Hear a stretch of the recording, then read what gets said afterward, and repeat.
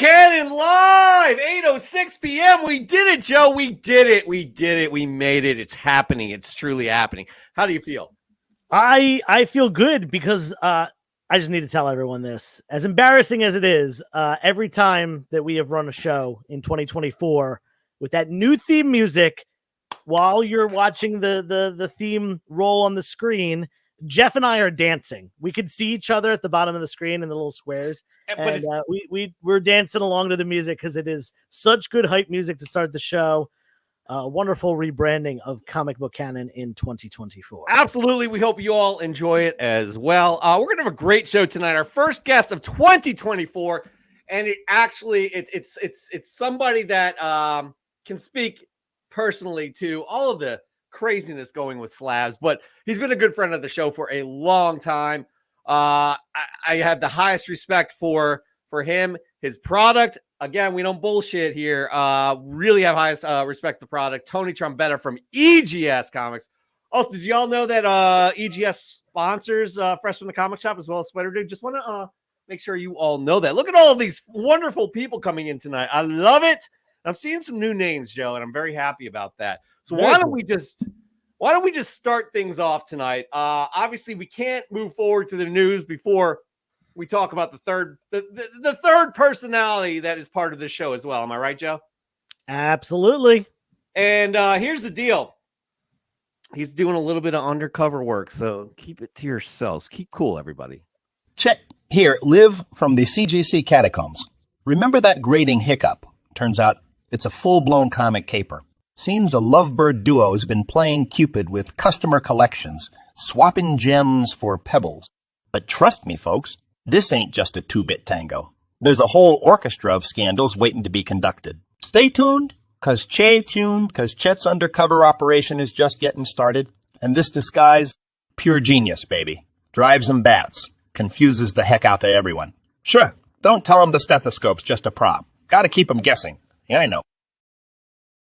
If y'all don't know who that is, I mean, because that disguise is quite the disguise. Am I right? I wasn't sure. He put the stethoscope around his neck there in CGC, so nobody questions who he is, obviously. But the mustache is what does it, Joe. The mustache, nobody's going to recognize Chet. Am I right? Yeah, I mean, the mustache. It's like Clark Kent putting on the glasses. No one can. It kind of just skews your face just enough that people can't recognize you, and then no one's gonna question someone with a stethoscope. Like you're like, oh, that I'm not gonna bother that guy. He looks like he knows what he's doing, so it makes sense. He picked the perfect disguise, and you picked the perfect words to explain that. It's like Superman with the glasses, but he has the mustache. So yeah. Also, I have some breaking news here too. Raw Dog, Chet is actually growing on me. Good to hear. He's honestly, he's turning things around here as well. Dr. Plague is who's the new guy? Yeah, exactly. It's Chet. It's Chet. All right, we're gonna get into this because I don't want our guest waiting any longer than he has to, because we got some things to talk about in the industry, as we always do, but we do. So yeah, why don't we just get to the news? That could fit there too. Everybody, anyways. You tried your best. It's news time. Let's talk about some new news that came out this week in the comic book community. Starting with the DC side of things, we have the much anticipated James Gunn Gunniverse, the DC universe, and he has announced another casting this week. Millie Alcock is going to be playing Supergirl. She is known from the House of Dragons spinoff of Game of Thrones, and she will be portraying the character in Supergirl Woman of Tomorrow, which is based on the 2022 Tom King run. And that was a book that was just kind of on no one's radar. Came out just a few years ago. And, the number one was like, you could find it in dollar bins places. I found plenty in dollar bins. You could. Yes. Announcements. And quickly that book shot up in value and was selling for 10, 15, 20, even $25 at one point.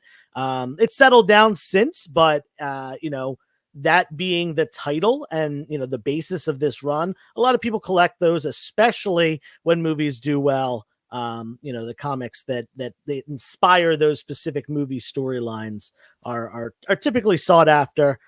Again, it's a modern book, so you could probably get it at this point for $5. You might even have a comic shop local to you that didn't sell all their copies off the shelf when it first came out, and they might have someone in their like 50% off back issue bin. You never know. So look out for that. Yeah, I think we're past that. In my area, I can't find any copies anywhere. I'll be honest with you. I would love to read this. I'd like to pick up the floppies, but yeah, I can't find them anywhere. But in terms of this casting, the thing I'm most happy about is it's great things are continuing to move forward with who said it? Somebody said the Gunverse. Oh, Nukes. The Gunniverse is Gunniverse. Yeah. Yeah, I like that. Yeah. So things are continuing to move forward. However, I don't know anything about this woman. She looks cool. I mean, she's got a good look to her. So I'm happy about it. Yeah. Listen, I really liked Sasha Kaye, who played a character in The Flash. Really, really liked her. Thought she did an amazing job in what was, a pretty lackluster, decent, but lackluster movie. Yeah. Decent. And I thought she was the best part of the movie. So that being said, I was kind of hoping they would continue with her, but I'm up to giving everyone a chance. We say this all the time. We want these movies to succeed. We don't want to have something to complain about. Don't want to preemptively say, oh, this movie is going to be awful. This movie is going to be great, because we don't know yet. But yeah, I have faith in James Gunn and his decisions, especially his casting decisions, because he's had some really good, I'm not 100% sure that he was totally behind it, but he may be the reason, or at least part of the reason, that we have Matthew Lillard as Shaggy from Scooby-Doo, who has not only played him in the movies, but gone on to voice the character in a ton of things. That I did not know. I did not know he actually continued on with the character. That's pretty cool. He replaced Casey Kasem when he retired and eventually passed away. Yeah, Casey Kasem. That guy had done a lot of things. Okay, we're going to have to move on to other things. But again, as Joe said, we always preach here, we want these films to do well. Really hope against, Dan De La Torre's kind of a prediction. We really hope that actually the Gunniverse does well. But yeah, moving on, we got some MCU news. Yes. So we've got some news regarding Thunderbolts. There have been, I feel like, so many rumors, as well as switches, as well as someone dropping out, so on and so forth. Just a couple weeks ago, we reported Steven Yeun would be playing the character of Sentry in Thunderbolts. Then we reported that he had left the role. Now we have a little bit of addition to that. It seems that, oh my gosh, Pullman. I can't remember his first name. We are talking Lewis Pullman. Lewis Pullman. There we go. I couldn't remember the first name. Lewis Pullman now being cast in that role of Sentry. And I heard a lot of backlash about Steven Yeun, people not feeling it as far as physical appearance, which totally fair. But I haven't heard that about Lewis Pullman. So that this is a cool cat. Like he kind of looks the character, right? Sure. Certainly looks more comic book accurate. I as much as I love Steven Yeun. Yeah. What's that? I had no problem with Steven Yeun. So yeah. Yeah. We also have some news about I'm going to pronounce this wrong. Ayo Edebiri no longer being in the film. She was cast as an unknown, undisclosed role, and she seems like she is not going to be in that role anymore. So, we don't really know who it was to begin with, let alone who's going to be in the role now. So I don't think there's really. I'll give you an update on this because is there an update? Edebiri is no longer involved, but we have now Geraldine Viswanathan, who will be involved in this mysterious role. So again, some more swapping and musical chairs happening here. Joe, it's I don't know. Should Nori Jordan be kind of worried? Listen, Jordan is going to get a Thunderbolts movie. It's going to be what it's going to be, and I'm certain he's going to be thankful for it, no matter what. I mean, yeah, okay. This is not really Well, here's the deal. Stephen Young had, obviously with the strike and that messed a lot of things up, not only on this production, but a ton of productions, right? So he had to drop out for that reason. He said he definitely wants to be in an MCU film. That's cool to hear. As far as, these women swapping, I have no idea. We don't know what the character is. Right. But it's interesting that it's news. How about that? It's interesting that it's news. I don't know. We'll see. I don't know, Josh, if you want to chime in as to when production's starting, it may actually have been in that article, but I've had a hectic day. Joe has had a hectic week.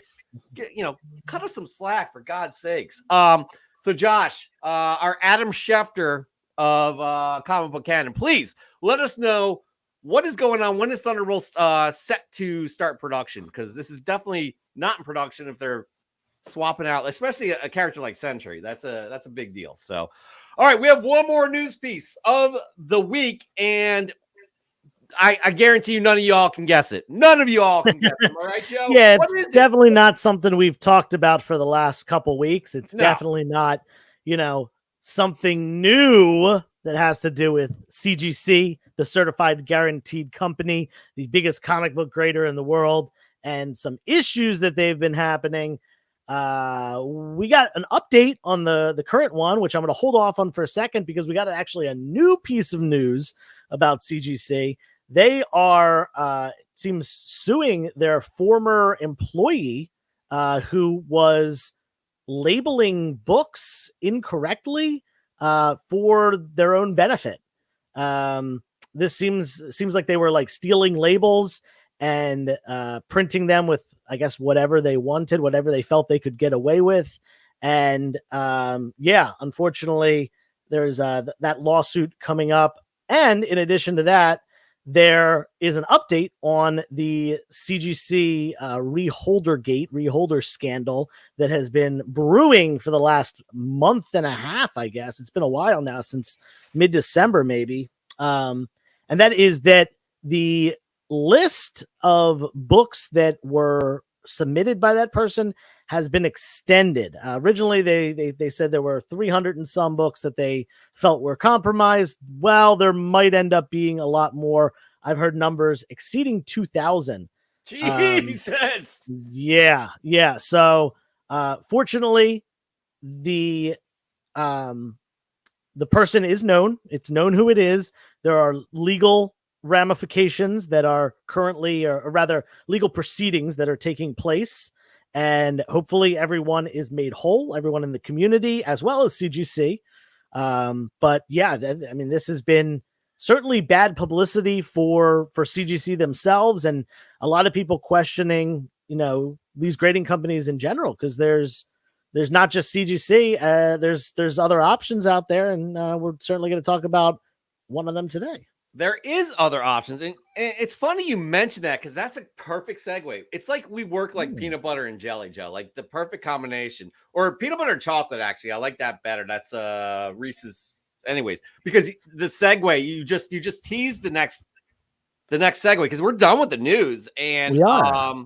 We're going to move on to the next segment, which is our first guest of the year. And he's, again, we're not going to put him through we're not going to grill him. Sorry, Dan De La Torre, because he's been through this before. He's also a sponsor of Fresh from the Comic Shop. You all know him. You all love him. I mean, come on. Tony Trebetta and EGS has been doing a fantastic job with this. Not only is Tony a part of this community, a member of this amazing community, but he's a small business. And we ask that you consider EGS as a grading service, because I'll tell you what, Joe, myself, and Chris have believed in this product for quite a while. And EGS does distinguish itself from their competitors. We are very happy to have the man himself. Look at how dapper he looks before we bring him in.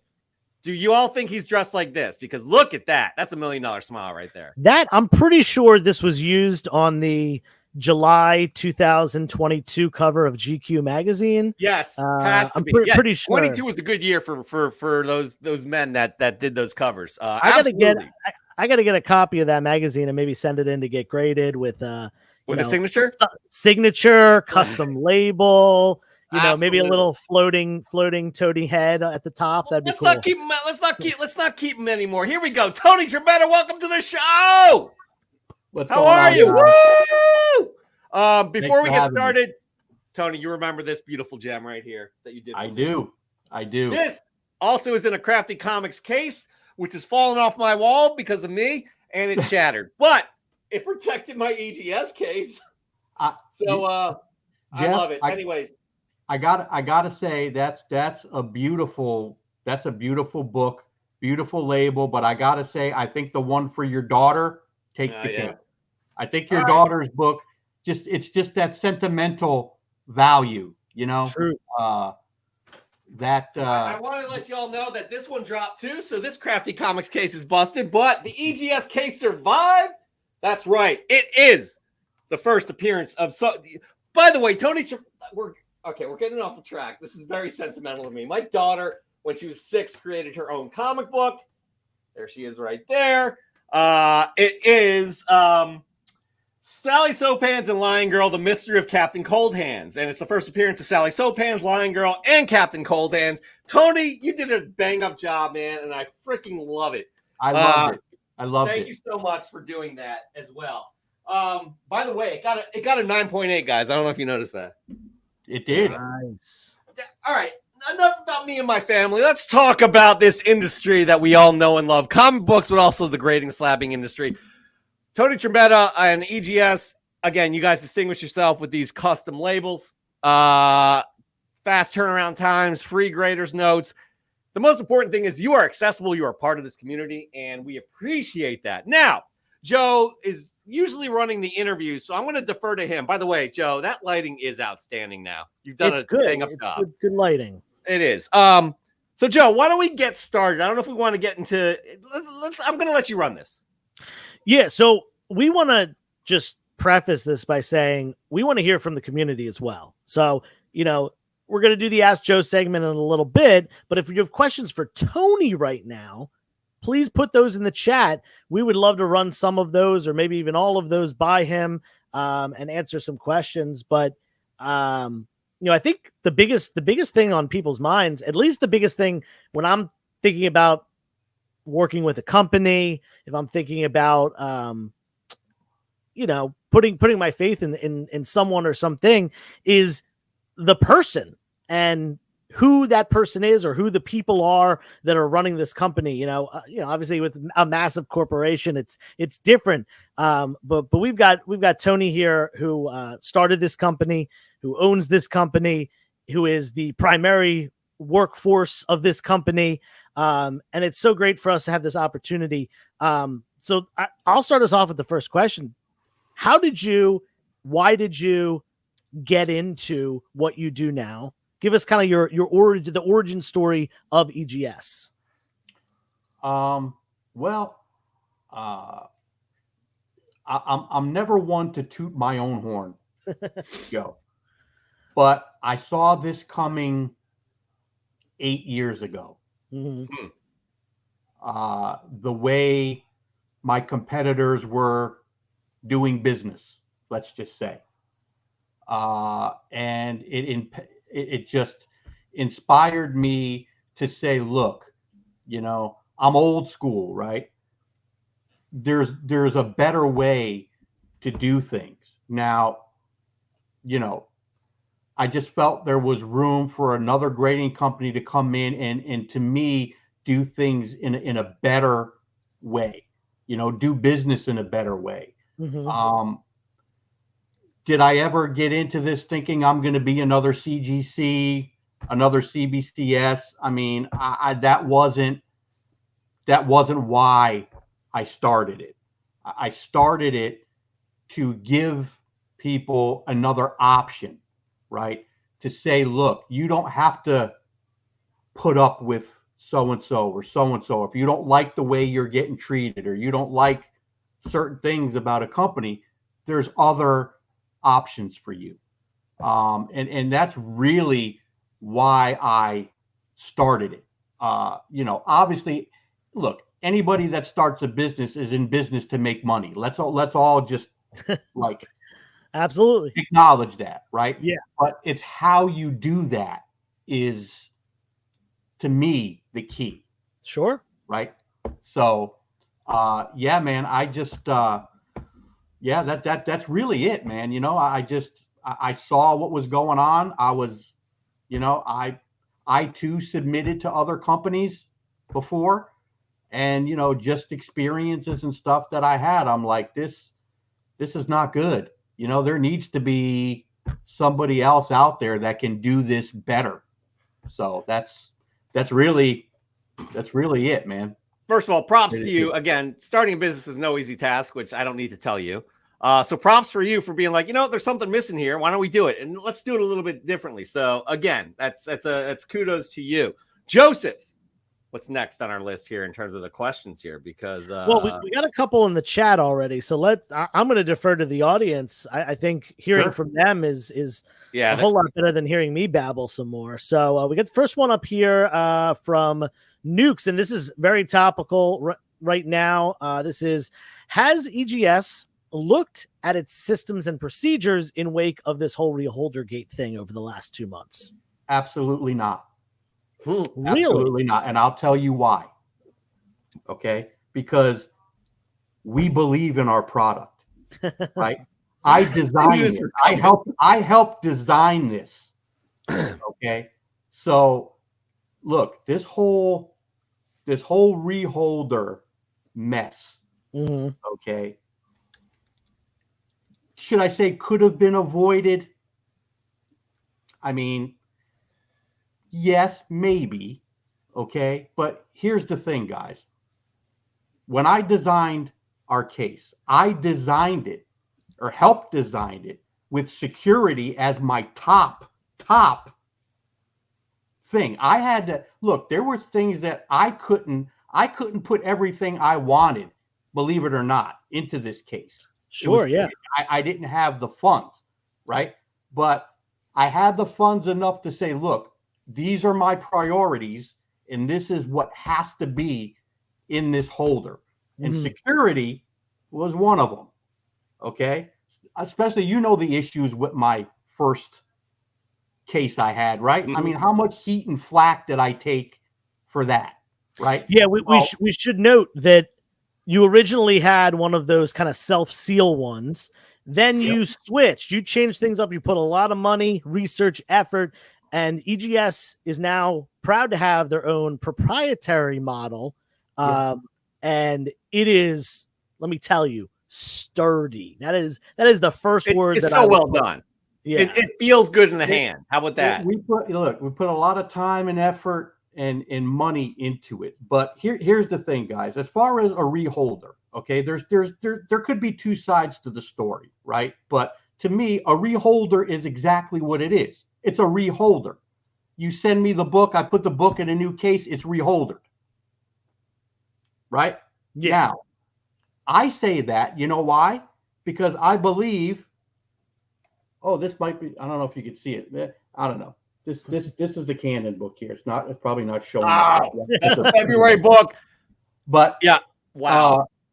When we designed it for this fact, because if we didn't believe our case was tamper-proof, then every reholder we would get with our case, what would we have to do? We'd have to regrade it. Yep. We'd have to regrade it. And there's some people that are for that. Some people aren't. There's some people that's like, look, when I send my book in to be reholdered and you grade it, it could come back a lesser grade. Right? Right. Yeah, totally. Okay. Or there's the side to where, well, I think they should all be regraded and re-looked at. Well, if you believe in your product, there should be no need for that. Right? Because our case is going to crack if you get into it. That's the way it was designed. I don't know about the other companies, how they design theirs. All I could tell you is, we added, there's each company has 4. I don't know if you have one of my slabs up there, Jeff. Maybe it'll look, you could be my display because it'll look better in yours. If you see on each corner, hold on, let me. There's connecting points on each corner of the slab, right? Standard. Do you see it? Yep. Okay. On the top and on the bottom. Every grading company has these because slabs come in two pieces, a top and a bottom, and the connecting points is which clicks the comic together. Okay, then they get sealed. Okay, all of these guys that, if you notice, who have put these videos out showing you how to get into a case. Okay, if you notice, they start on one of those connecting points, usually on the bottom. Okay, and if they could heat that up and get to that and go to the other side on the bottom and heat that up, okay, now guess what? When those two are opened, there's nothing in the middle to stop that. It just opens all the way up to the top. Yep. Okay, so most likely that case isn't going to crack. Okay, what we did is we put two more secure connecting points in the middle. So you can't go all the way up to the top. If you get those two on the bottom and try to get it up, once it hits those two middle connecting points, it's going to crack. Yeah. Okay. It's going to crack. So that's how we designed it as far as putting that extra security in there. So when I get a reholder, there's no reason for me to check to see if somebody else did any shenanigans because I know my case is going to break. Right. Wow. Okay? Hey, that's fair. You thought about this before it was a known issue in the community. Yes, exactly. That's why I did it. So now, if people are on the camp where they think I should regrade it, I mean, what can I say? I mean, like I said, there seems to be two factions when it comes to that. You know, do you want your book regraded and possibly get a lower grade when it comes back to you? Or do you not care about that? You just want it regraded if you send it in for a reholder. Right. So anyway, I guess that's a long answer to that question. We didn't have to reevaluate that at all. That's interesting. Awesome. We've never asked you, other than like us visually looking at it. Yeah, it's different. It feels good. Really is it's solid, but we never asked you the strategy behind your designs. Yeah. So we really love hearing about that. And if there's more you can tell us about as these questions come in, we want to get to these questions too, because Josh's Comics has a great question right here. Joseph. Before we get to Josh's Comics, I just want to mention something because I actually didn't know this. Thing Comic mentioned this. They said the first grading company that makes it easy to get grading for books in Europe, which I was actually not aware of that. You know, you always hear about Halo down in Australia. Yeah. Mm-hmm. And you hear about, people from Europe and other countries often will send to a CGC a dealer or a facilitator in the States. And then, they'll have to do 4 shipping from them to the facilitator to CGC, the CGC back to the facilitator, and then back out of the country to the owner. I wasn't aware of this, Tony, but yeah, you're grading for Europe. Any other continents? Any restrictions on that? No, not really. I mean, I get things from obviously Canada, England, Germany. I mean, I get, I've gotten submissions from, pretty much all over. So as long as mail can get delivered there, you're okay. Now, do I wish I had certain outposts in certain countries? Sure, but that is a huge undertaking as far as everything to do with just employees, finding some place, just funding and setting up, and it's a lot. It really is. It's a lot. Very cool. Yeah, I was totally not aware that you accepted things from outside the country. That's great to know. Sure. If you don't mind paying the postage. Yeah. That's great. That's absolutely great. That's awesome. All right, moving on to Josh's question. He said, are there new or upcoming features or new things happening in 2024 for EGS? Let's see. Are there any new or upcoming features? Or just any company updates, things that are happening different?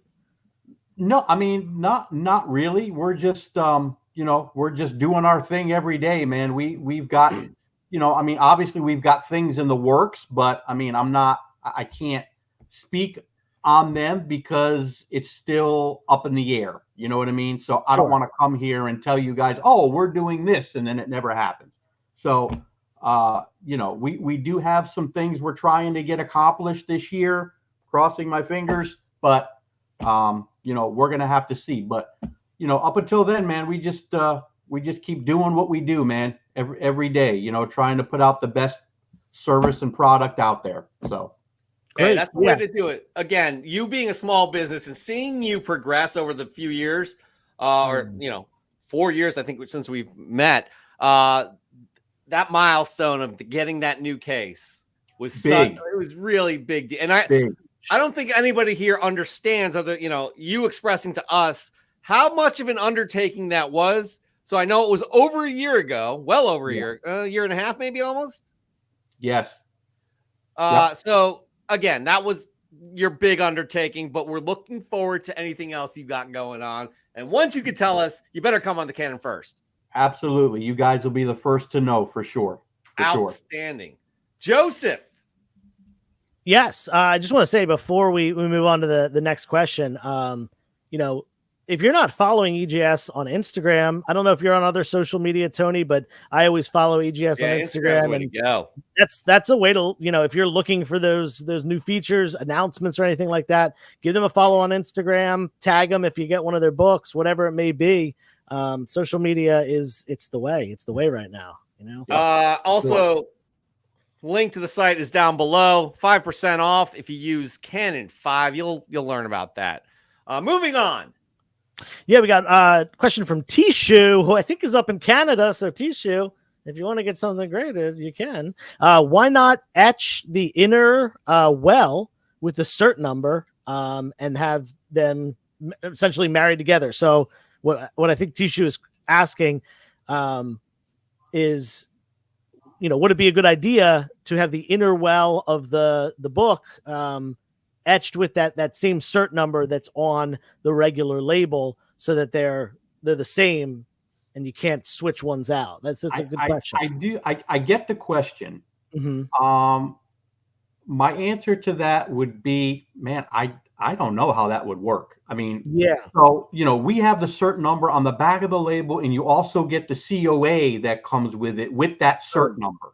Mm-hmm. So, that's a way that we kind of maybe get that accomplished. But I mean, as far as like etching it into the inner well, that would be something that would take a lot of time and a lot of effort. And I don't even know how that would look if you're looking at it. If you're looking at the book and there's an etching with numbers and a certain number on it, I mean, how eye appealing is that going to be too? Right. But just the undertaking to make that happen would be a lot. It would be a lot of time. Seems like it.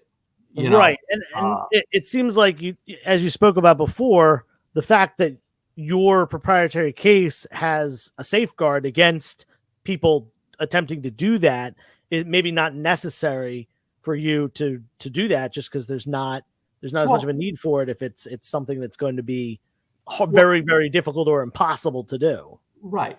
And I mean, I understand safeguards, right? So, but maybe I can kind of go into this a little bit on that question, just to let everybody know. Okay. I am the only one grading your books, period. I am the only one making labels, period. I'm the only one making COAs, period. Nobody else can get on my computer and do those things. It's just me. Okay. So I have control over every book as far as labels, grading, and COAs. The only thing that I pass off to different departments is shipping and slabbing. That's it. Yeah. So, I mean, if and of course, obviously, if I ever had to train somebody or train more people to grade, I would still be the only one making the labels and making the COAs. Just because I Right. have a grader, they're not going to be able to come on my computer and print out a bullshit label, and do any of those shenanigans whatsoever. Yeah. Mhm. So, I mean, I don't know how much more safer you want to get. I mean, Right. what- Right. There's so- there's a limit. You don't wear a crash helmet while you're driving in your car, but you wear your seatbelt. right. Well, Correct. this is going to be an interesting segue. With that being said, Tony, it sounds like a very busy position for you to be in. So Nick Coleman has an amazing question right here.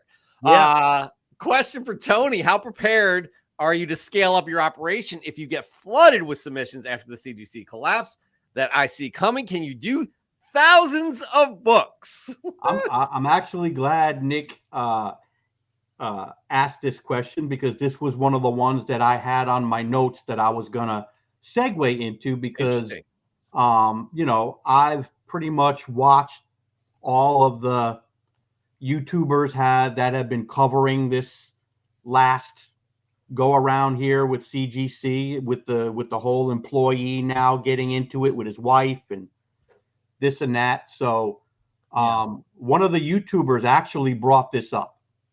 They were like, well, why would we want to go to another grading company if, would they be prepared if we all just made the switch at one time and started mass exodus with CGC, and now these other companies are going to come up, they're going to have all of these books. Would there be an issue?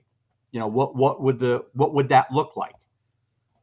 So, as an owner, okay, I'm going to tell you something about business. Okay, no business hires on speculation. Sure. Right. No business is going to hire on speculation unless you're a retailer and Christmas season is coming and you're going to get swamped. What do? They hire part-time people for that holiday season to come in, right? No company's going to do that. So what's going to happen? Well, we're going to have to hire more people, train more people the right way, okay, to handle it. Is that going to affect turnaround times? Absolutely it will. But what do you want? Do you want us to hire more people, train them like crap, and then you have no trust or no issues with your book? What would you rather have? You want it speedy and who knows what you're going to get? Or do you want people who know what they're doing, properly trained, working on your book? It's you can't have both. It's one or the other, because if let's just say CGC gets a real big class action lawsuit, something comes out where it's like really, really bad, like they might be going chapter 13, they might be whoever, right? However, does that mean I should automatically go out and hire 3 or 4 more people? You have to take it as it comes. You can't just speculate and hire people. It doesn't work that way. Yes, would you have to wait longer? Yes, but that's why you're coming here, right? You're coming here because you have that trust in us that we're doing things the right way. If that's going to take more time because people are doing that, then it is, right? But again, man, it's just, I've always said it just seems like nowadays it's money over morality, unfortunately. And a lot of things, but to answer Nick's question, I don't think any of us are prepared. Right. I don't think any company is prepared for that, because you can't. You can't. You don't know. We don't know what's going to happen. Just because CGC has another scandal, does that mean they're going to go in the tank and everybody's going to shift somewhere else?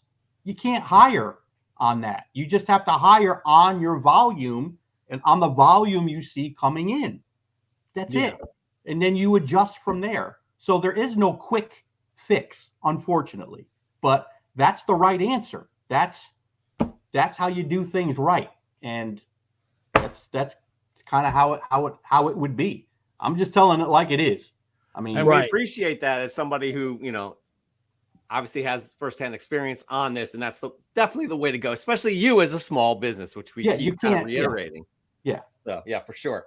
Now this Yeah. one, Joe, I picked this one out, and I'm just assuming a lot with this question. It's interesting. Yeah. So I'll just read it here. Luis Mendoza.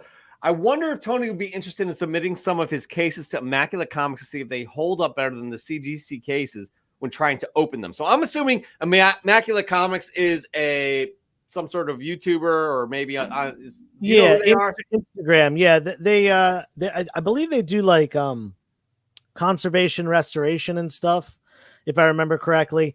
But they were the one who put the video out of literally just using a heat gun to heat up the corner of a book and popping it open. Oh, okay. That video that circulated around about a month ago was, at least as far as I'm remembering, that was Immaculate Comics. Yep. So yeah, I mean that's a good question. I mean, Tony, you've definitely got faith in yours. I'm sure you wouldn't mind Immaculate trying to show that. Yeah, not at all. Not at all. Yeah, I don't know if I haven't seen anything of him trying to do it with CBCS, EGS, or PGX slabs or Halo slabs or anything like that. I don't know. I mean, to me, if there's somebody out there, I think somebody had mentioned that. I haven't really seen any of his stuff, but I don't know, man. With all that's going on right now, I don't know if that's the best idea, best content to be giving people, ideas, man. Because that's a good point. Look, you do what you can. You do what you can to make the case as secure as possible. But there's always going to be people trying to beat the system. Always. Yeah, been that way since the beginning of time. So, when you start putting that bug into somebody, sometimes that's all they even need to say, oh, I'm going to try to scam this and do that, unfortunately. So I understand he's trying to do good, but I think there's also that factor maybe he doesn't get, that he's actually giving people a roadmap on how to do it if they wanted to. So that's a good point. Yeah. I think it was in that specific situation. I think it was pretty well known in the community that it was a heat gun used to pop them open, and he kind of just showed like, hey, it's this easy. Like, this is clearly what the guy was doing. But yeah, that's a good point. You teach someone how to pick a lock, and what are they doing with it? You open a can of worms with that. You do. I do want to say, Eggplant, this is a good point too. Going back to the previous question in terms of, are you prepared for any sort of kind of like a floodgate of submissions? But like, this is something we use a lot in production in my industry. Fast, cheap, and good is you can only pick two. I'm pretty sure it applies to everything, and I'm not sure. You guys all heard about that before, but it's true. Like, so Tony is pushing fast out. He's trying to keep his prices low and the product great. So, absolutely. That's the strategy. You got to have a balance. You got to have, you got to charge for the service that you're giving. You got to, obviously turnaround time, as we saw a couple years ago, is very important. People were pissed off waiting 6 months for CGC for a while. And then there's quality. CGC has certainly gotten a lot faster, but their quality control has gone down. Whether it's plastic in the slabs or hair or cracked slabs or whatever. So I'm sure, as a owner of a company, Tony, you think about that every day, making sure that you have a good balance. There's margins, right? Yeah. And I mean, I could say, this is going on our beginning of our 6th year already. Not one price change. Wow. Not one price change. Now, have other prices changed in my business as far as supplies and everything? Oh yeah. Guess who's eating it? Yeah. Me. I'm eating that cost because I don't want to raise my prices on people. So my margins have actually gotten shrunk and gotten smaller. Yeah. So there you go. Wow, that's interesting. Okay. Yeah, count up how many CBCS. I think CBCS has had 2 or 3, and I think CGC in the last 6 years has had 4 or 5. Yeah. So, and Well, obviously we had a huge price fluctuation on cost of living due to the correct. pandemic and stuff like that. The inflation rate and just the cost of living went up, and your prices have not changed over the course of 6 years, which Yeah, dates kudos back to you. 2 years. But that's Nope. awesome. And that's Yep. why Nukes is giving you the emoji. Yeah. I think that's Hey. got to be a golf clap right there. It's got to be. That- I like this next question, Joe. Take it. Yeah, another one from Tishu. What type of indemnity protections, insurance essentially, are in place to safeguard customers and yourself from nefarious individuals? Well, I mean, yes, we do have, insurance in case of damage, theft, if we do something, obviously, to the book, right? Right. Because look, this and this is it's another thing that I don't agree with that my competitors do, but it just seems like every time they ruin a book and they can't fix it, Yep. all you get is a credit to resubmit Yep. to them. They don't want to use their insurance to buy you another book that was in that range of what it was when you submitted. I don't believe in that. If we mess up your book, we'll buy you another one.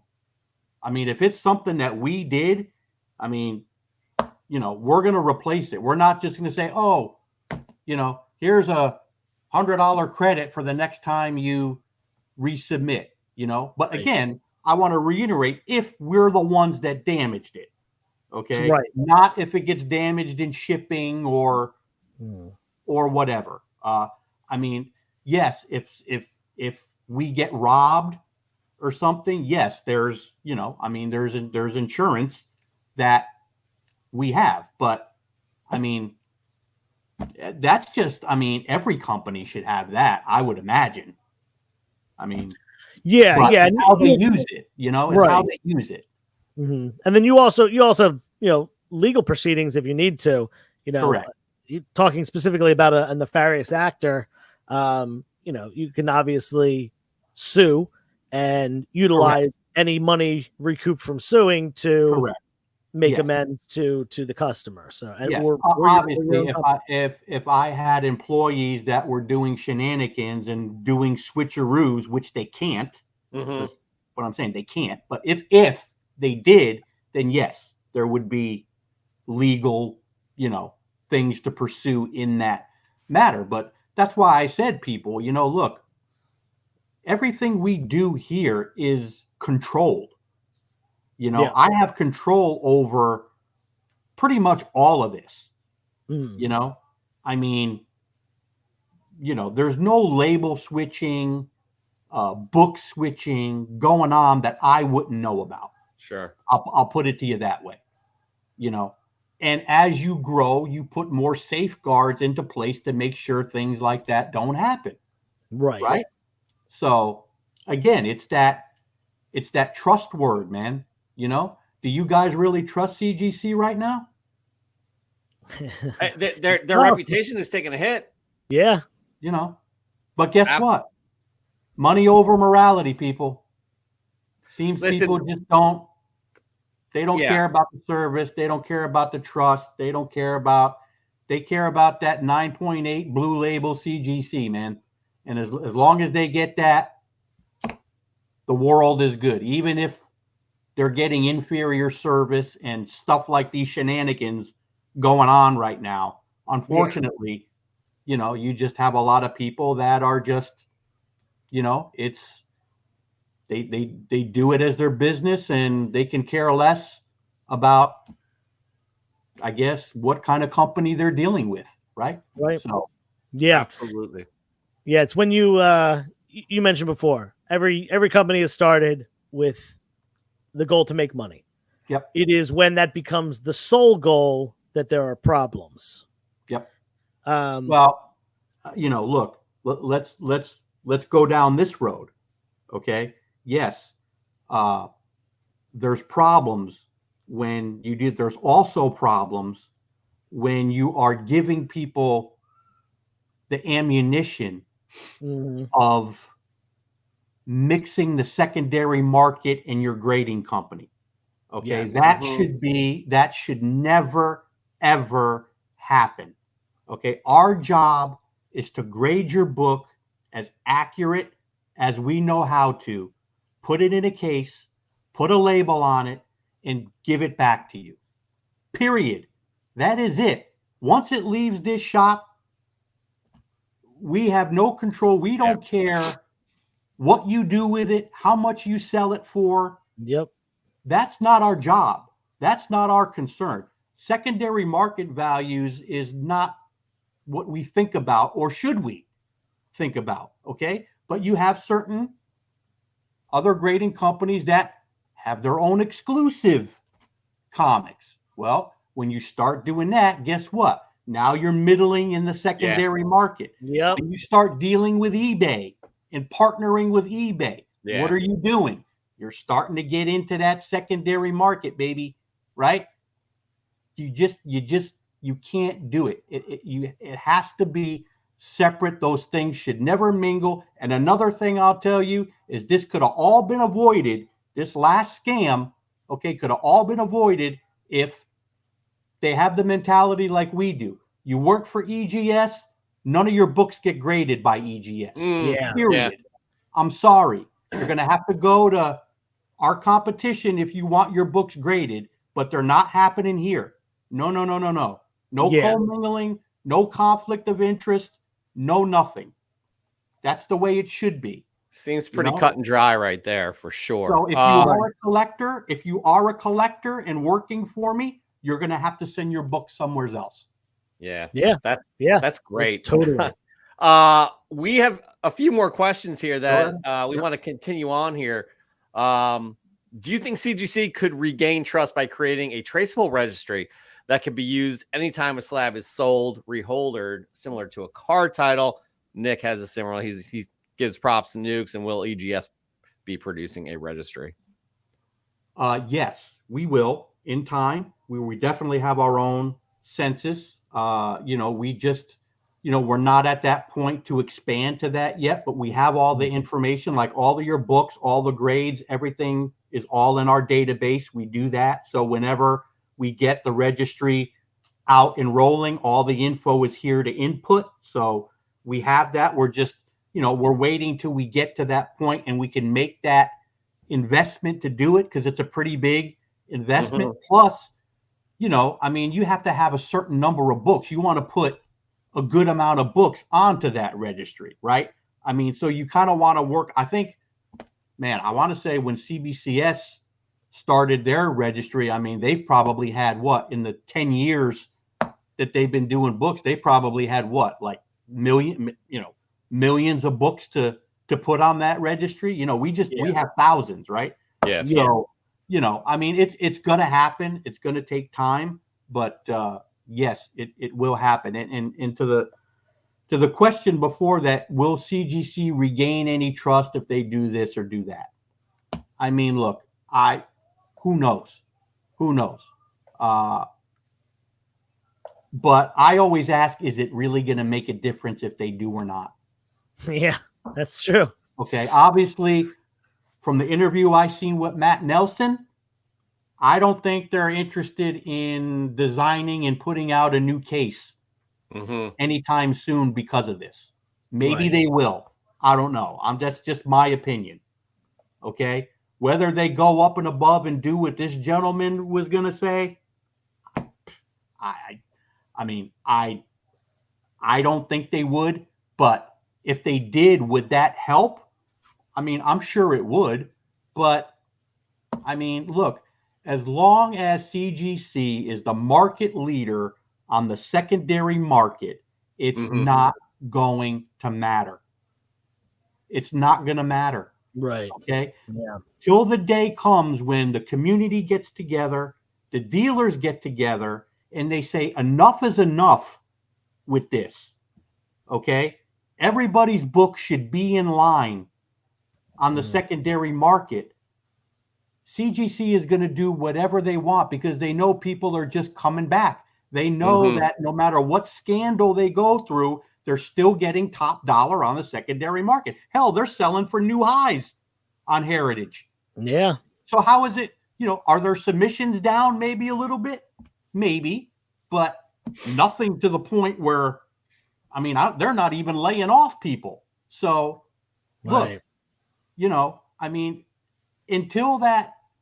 until we get past this whole money issue on the secondary market, there's just a certain segment of dealers and people who do this on YouTube for a living, who's selling books.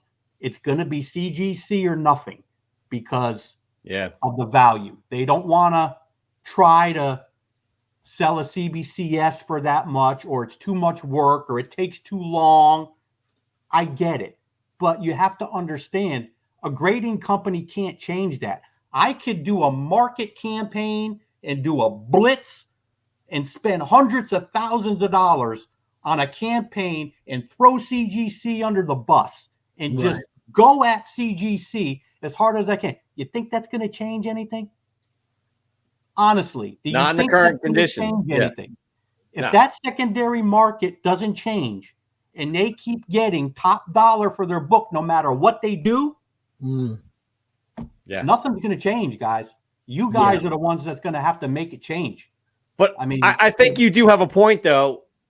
It's going to get to, a certain level where enough is enough. Like, everybody is going to be. I think I agree with you on. I think that will come to be, and I know dollar speaks more to that. The profit speaks more to that, but also the integrity of this hobby definitely has a say, right? Because I think there's more good apples out there than bad.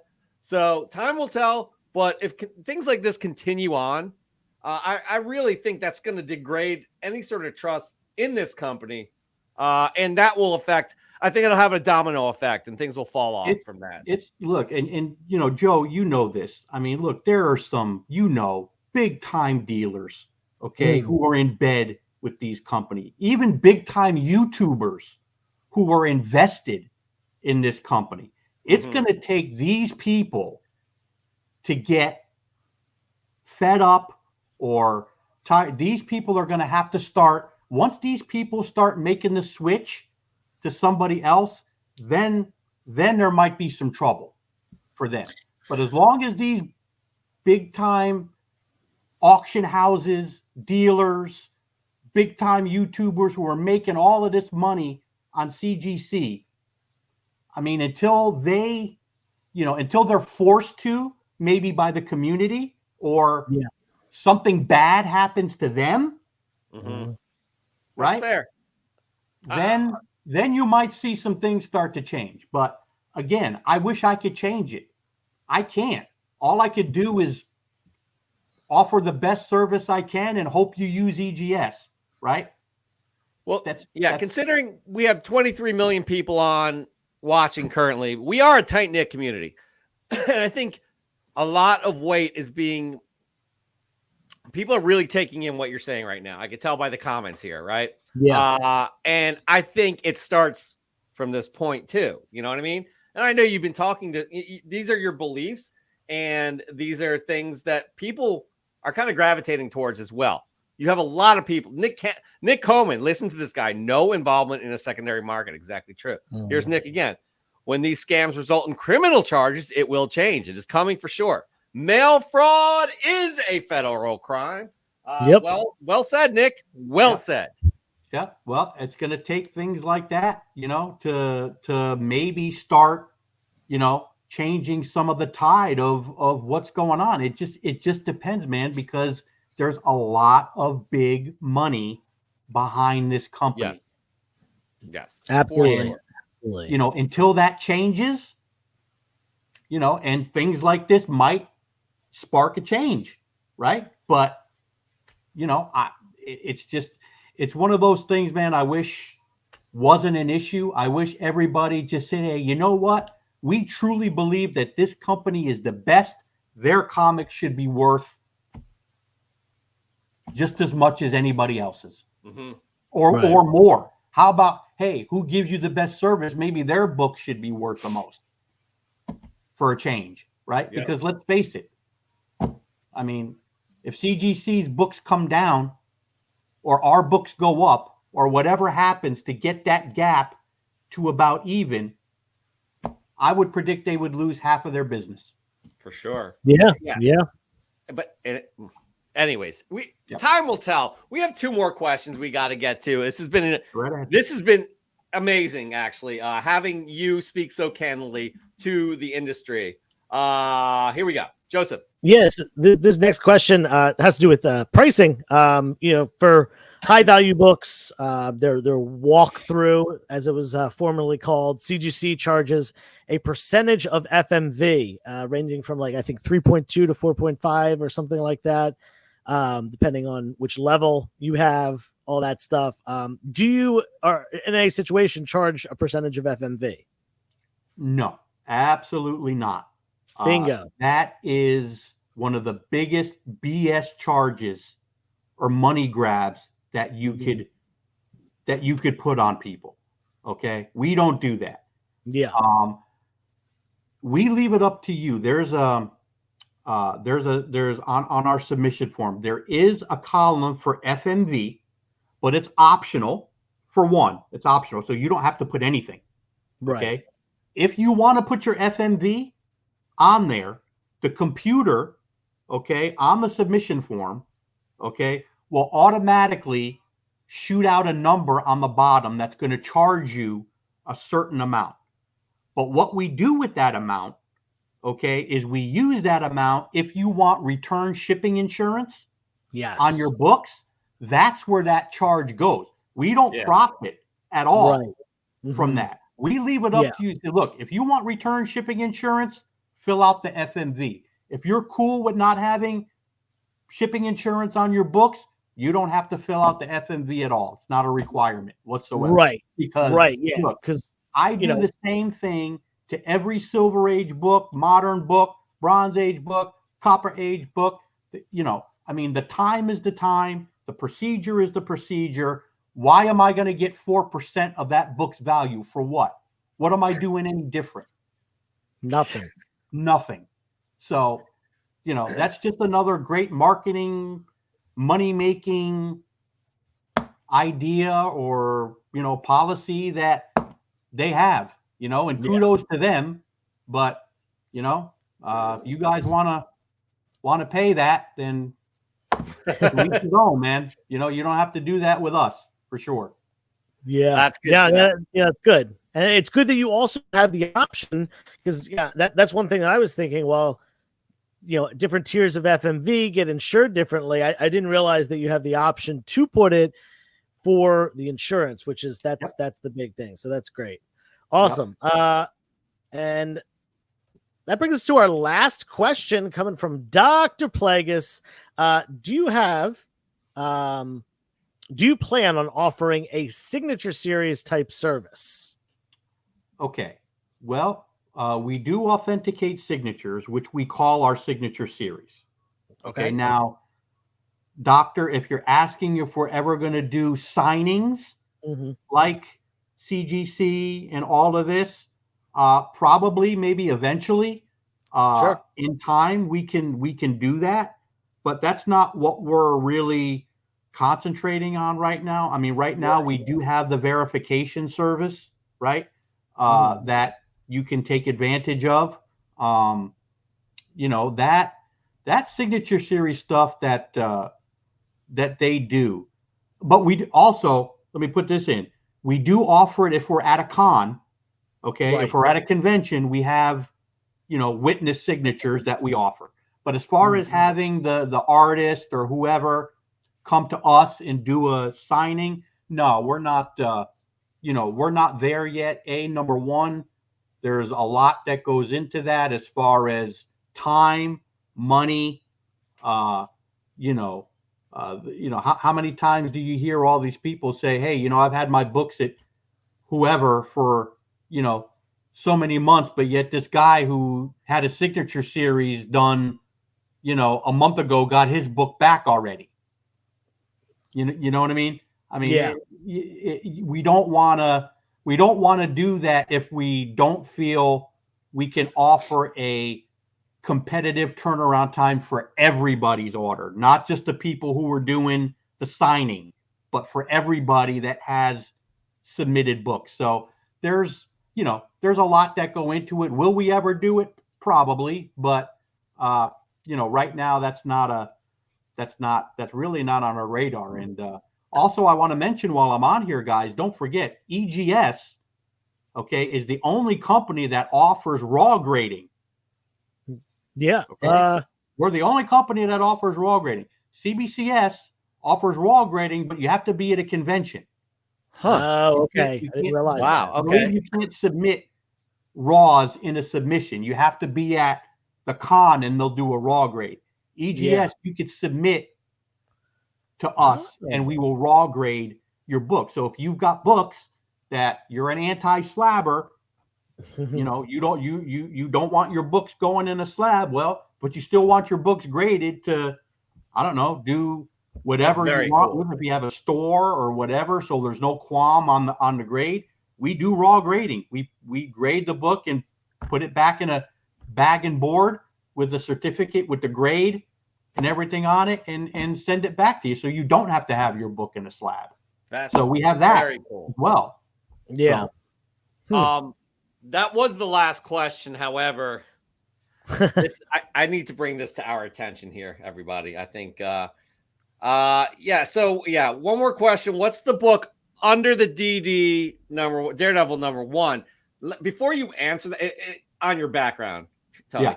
But before we get that, Dan De La Torre, brilliant. Tishu, that's a double D 44.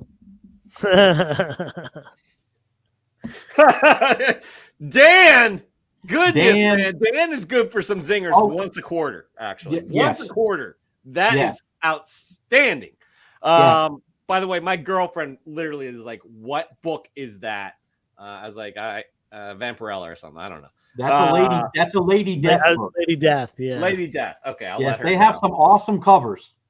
Lady Death. They do. I don't know if my girlfriend liked it. But she's like, who is that lady? I'm like, I'm pretty sure it's a comic cover. Anyways. Man. But it is what it is, guys. I just I always look at when I watch a YouTube video, like with all of this coverage now, right? Of all of this CGC stuff, I like to kind of see what the, whoever's conducting the YouTube, what they have to say, or even comments, on what they have to say. And I got to tell you, I thought, I see comments like, oh, now's a perfect time for a new grading company to enter the space. And I'm like, hello, right? Are you serious? Or, oh yeah. Or, wow. I would probably say a lot of people are saying, let's move to CBCS because that's the next, biggest thing. But it's just, I hear people, mention that. Nobody's saying, hey guys, there's other companies out there to use. I've heard people say, oh, PSA should get into the comic grading business. No. Oh, there should be AI, in comic book grading, like the cards, that'll make it secure. Guys, there's not an AI cannot. No. You're still going to need a human, even if you had AI. All AI is going to do is scan a page. That's it. It's not going to be able to flip through page by page by page of a comic. I mean, you're still going to have somebody scanning for the AI. Yeah. I mean, so you're still going to have a human involvement, right? So, it's like I hear all these things, but nobody mentioning, hey, there's other people out there, guys.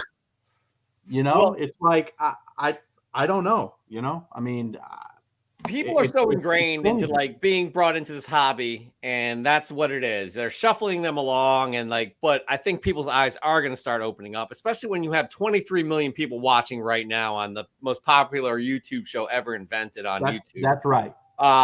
This is definitely going to help. It's gonna help. It's gonna help, and it always helps when people, look, if you have an EGS order, man, put it out there. You know, like Yes. Joe was saying, put it on Instagram. That Absolutely. helps Let's start pushing this stuff. Do a YouTube unboxing. That helps tremendously, you know? Yeah, and absolutely. the more people I get, like Spider Dude, who's also a co-sponsor, right? Mm-hmm.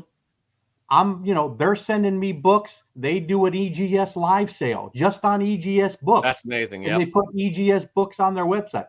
You know, Joe, you're going to start doing that. It's people like Joe. If I could get more people like this to start just showcasing EGS or just offering EGS, that goes a long way, man. So all of this stuff, really helps. So, you guys, I mean, everybody knows somebody. So if you know somebody on YouTube or whatever, you know, I'm available for anybody. I'll come on anybody's show and talk about anything they want to talk about. So speaking of Spider Dude, I mean, I'll go on anybody's channel and speak my mind, right? I mean, so, and of course, if you tell your friends, hey, check out EGS, man, why not give them a try? That's huge. I do see that quite a bit, actually. Dan De La Torre is another one. We obviously speak your praise as well. Huge. Dan too is very huge, especially with the books he entrusts us with. Yeah, man, I tell you, that's huge. It really is. So this way people knows, hey, look, we just don't grade modern books. People aren't just sending us just modern books. Yeah. Right. Yeah. I mean, we're doing Daredevil ones and, Spider-Man ones, Amazing Fantasy 15s. So, we're not some fluke. Like I seen one comment. There was somebody said something about EGS or something like that. And I think one of the guys said something about, oh, well, nobody takes EGS seriously anyway. So, but again, that's just, I don't, that's just his opinion. Right. But I'm just saying, it's nice when people spread the word and just don't listen to these bozos, man, that just want to, they're CGC forever and they're going to fight until, they're dead just for CGC, so they don't lose quote unquote market value, Absolutely. So, you take the good with the bad, but like I said, anything and everything helps from everybody for us as far as we're concerned. So for sure. That goes for everybody in the comments here. Everybody needs to be kind of speaking the truth to what EGS provides, because again, not only are you a stand-up businessman that has an amazing product, but you have morals, which you've just displayed here. And again, we truly appreciate being connected to you and Spider Dude. It's the good people that kind of come together, and that's the beauty of this hobby. So let's rise this this ship, shall we say? Is that what I want to say? Joe, you have better words than I do. Let's rise this ship. Let's rise this ship. Dr. Vegas, thank you. We are going to move on from the Ask Tony, and we apologize because right now we are going to Ask Tony actually was Ask Joe, but we are not going to cheat you out of your favorite thing from Ask Joe. Am I right, Joe? Yeah. You're up. Very Joe. important. Yeah, no, you're Tony, up. Tony, are you? Oh no, no, I'm not up. We're closing the segment right now. We're closing the segment, but how we normally do. Unfortunately, we didn't have time to create it for Ask Tony, but here you go. Ask Joe.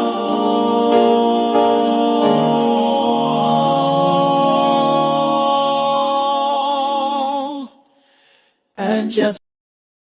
And Tony. Tony, Tony, thank you for being so candid up with every answer and clear and to the point. We truly appreciate that from you. Joe, you had something to say. I'm sorry, I cut you off. I was just gonna say, if you know you have a question that you thought of for Ask Joe this week, jot it down. We'll do questions next week. I think it was more important to have a ton of questions for Tony from the audience, from us, and thank you all for putting those questions in the chat. We'll get to some more Ask Joe next week. That was a really good conversation. Like Joe and I like to joke a lot, but that for real was great. And we're gonna get into more about EGS when we hit up that segment that you sponsor. I'm not quite sure what that is, but Yeah, before what is that again? Joe always figures it out. He probably doesn't know right now what that is. However, I'm going to make an announcement about EGS here after this segment, though, because we do Chet's new comic book day picks of the week. Pay attention, everybody. But he's in the bowel of the beast. Is that what the belly of the beast? He's at CGC right now doing a little investigative work in the bowels. Yo, comic crew, Chet here, dropping knowledge like bombs. This week, we're separating the wheat from the chaff, the made from the magnificent. First up, Ultimate Black Panther #1. Forget your daddy's Wakanda. This is a reimagining, so raw, so real, it'll make the Avengers look like toddlers. Trust me, you need this. Next, DC throws a punch with Batman #142. Joker Year 1 is finally here. While you plebs argue over Snyder cuts, I'll be deciphering the true meaning of madness. Consider yourselves warned. Now, for the curveball. Buckle up, because we're going indie. Yes, you heard that right. Godzilla, Valentine's Day Special #1. Giant radioactive lizards romance, and who knows what other absurdities. It's left field brilliance only enlightened can appreciate. So there you have it. 3 picks to separate the comic connoisseurs from the well. Let's just say less fortunate readers. Remember, knowledge is power, and I'm practically a walking encyclopedia. Now go forth and expand your horizons. Just don't say I didn't warn you. Chet out. All right. I'm looking forward to new comic book day as well. Chet's losing some weight. What's that? Looks like Chet lost some weight, man. He's looking good. It's a new year for Chet. He started drinking diet grape soda and sprinting is what he said, Joe, right? Sprinting 87 miles every day. Every day. Yeah. Man. So, anyways, by the way, he is not dressed as a doctor. He thought the stethoscope would help and avoid anybody being suspicious while he's walking around CGC. So the announcement that I have for EGS, I'm going to be sending some books your way as well. It's a handful of books. I'm not sure if it's going to be this specific handful. Definitely some of these books right here, but they're going to be Silver Age. You may have seen this one before. Am I right? Oh, yeah. I'm definitely sending that. I will definitely be sending this. Beautiful. I'm pretty sure I'll be sending this. All this right. is Tony, I think that's in great condition. And maybe some other books, but this one too. I want this one too. Oh, yeah. Nice. As I always do, you'll attest to this with EGS. I have you decide what the label will be. You know, I just did an annual one. Fantastic did you? book. I just did it. Right. Yep, a couple of days ago. It's in the slab department now. It's going out, but I just did it. Just did #1. Yeah. You need to. Did you put it on Instagram? No, not yet. Nope. I feel like your Instagram game is a little off. You need to hire social media person. like you don't have enough things to do. By the way. Yeah, I know, but that one will be going on. It's just not slabbed yet, so I can't put it on there yet. Gotcha. Actually, I'm going to call you out on one more thing, Tony. And it's not being a Dallas fan. That's later. But before I do that, what's that? You had to bring that up, didn't you? Oh, you know that was going to happen. Either Joe or I. But you'll get along swimmingly with Nukes. He's a Dallas Cowboys fan. We do a segment each and every week that you and Spider Dude sponsor, and we do. Are you Joe, sure? Can you help out with this one? Yeah. Sponsored by EGS Grading Services and Spider Dude Comics. Right here, live on Comic Book Cannon. It's fresh from the comic shop. Live from the pressing salon with the old branding. We still do not have this wonderful graphics that we should have. We ask you, the fine audience, to send us your fresh gets, and you do not disappoint each and every week seeing those wonderful pickups. They can be 2 days old. They can be 30 years old. As long as they're fresh in your collection, we want to see them. Post them up on the Instagrams. Use the hashtag FFTCS and make sure to tag us in the picture. I had one person this week that said, "Hey, did you see my picture?" And I'm like, "Bruh, no, you didn't tag us." And I'm going to call that person out when we see it. But not only do you submit and share with this fine audience of currently 23 million viewers, but you can win not only an amazing prize each month, but you could also win an amazing prize to close out the year. And right now we are running our 2023 FFTCS Fresh from the Comic Shop tournament, and it is so much fun. The amazing book that Spider Dude has donated is Hulk #1, the 1 in 10 Acuna variant. Tony, this is what I'm calling you out on. Get us that slab, because I can't wait to see what that custom label looks like. That will be good. That will be good. But where are we? I'm a little lost, Joe. Well, what did I say? Oh, so yes, you send in these fresh gets, right? And how can you move on? How could you move on to the semifinals, which our guest usually does decide? But Tony, you need to be impartial because you are sponsoring this. So again, it falls on our shoulders. Yep. Lucky you. Because we have a great week. But we look for 3 criteria in terms of these fresh gets. Presentation. Give us a well-composed shot. Have something that you think outside the box. Think artistically. Have it relate to the comic book. One person who does this so well is Joseph. Raising Elm Comics, aka Justin, does a fine job with that. There are also a lot of you that do that very well too. But again, get creative. Don't take a picture in your dirty sink or next to your pajamas and laundry that you just threw down. I'm speaking for myself because I have so much laundry to do. Have fun with it. Joseph, our second piece of criteria that we look for in these submissions.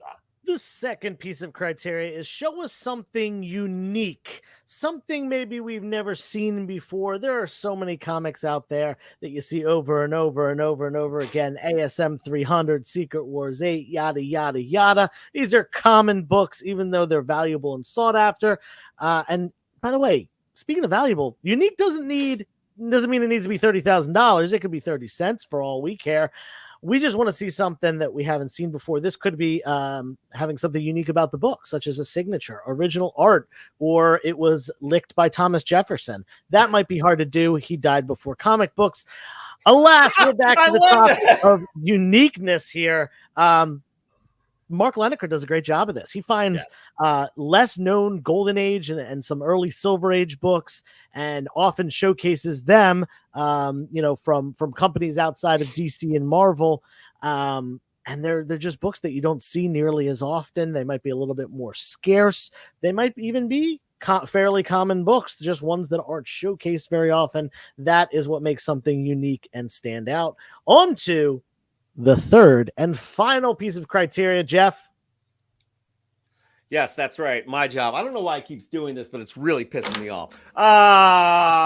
Yes, our third piece of criteria is pull at our heartstrings. Tell us a wonderful, wonderful, wonderful story that relates to this book. Was it a book that,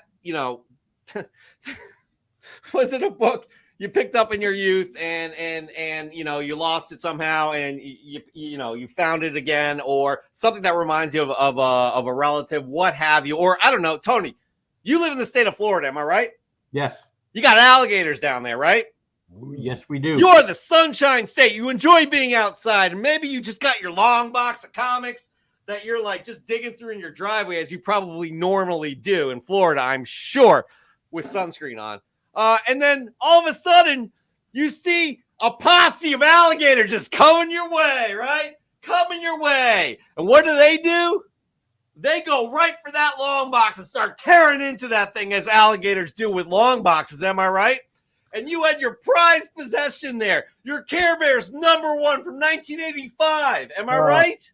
Whew. Newsstand! Man. And those alligators are tearing it up between the two of them. And they're just like munching on all your books. And you lost that whole collection. But you really missed that Care Bears. But you're an adult, actually. You're an adult. You're still an adult because you're in your driveway. You own the house. And what do, Joe? You're a damn adult. You use your big person adult money to buy a big person adult comic book. And Like what Care is Bear's that? Care Bear's #1. Care Bears #1 is back in your possession because it meant a lot to you, and you've had that book for 29 years. And there you go. You bought it again. So tell us that story, because that right there is a great story, and it will tug at our heartstrings. So keep that in mind when you put these submissions in. Also, I just have to say, you got, not only do you have Spider Dude link down below, which you all need to check out, Spider Dude Comics, but you have EGS Comics as well. Link is down below because we have to mention, as we always do each and every week, we gotta get rebranded for this, by the way. Save 5% off your EGS order using the code Cannon5. Optional custom labels, as we've discussed, free graders notes, as we've discussed, and fast turnaround times. Again, EGS stands out from the rest, and we highly recommend them. As I said, I'm sending in a lot of Silver Age books your way, Mr. Trombetta. You better be ready. Be ready, because Jeff, I'll tell you what, Gators do not play, right, Josh? They do not. They do not play. I've actually run across a couple on a couple golf courses down here. They're just out there just sunbathing. So yeah, I'm glad you had your clubs. I would suggest to you, Tony, do not start digging through your long boxes in the driveway. No, I will not do that. Gators will come your way probably. I do have to mention, I do have a disclaimer to mention here. Go ahead. Okay. As Joe was saying his little piece there, I just want to make it known to everybody that we do not verify who licked the comic. We do not do licking verification. Oh, okay? That was really good, Joe, by the way. And I'm glad you did clarify that, Tony, because Thomas Jefferson, you don't have his DNA. I don't. We cannot authenticate that. No. But it's something to think about. Let's be honest. Yeah. We'll talk after the show. How about that? Yeah. All right, we're gonna get into the submissions, but before we do, we got some stuff to talk about with this tournament. This thing is getting crazy. I'll tell you what.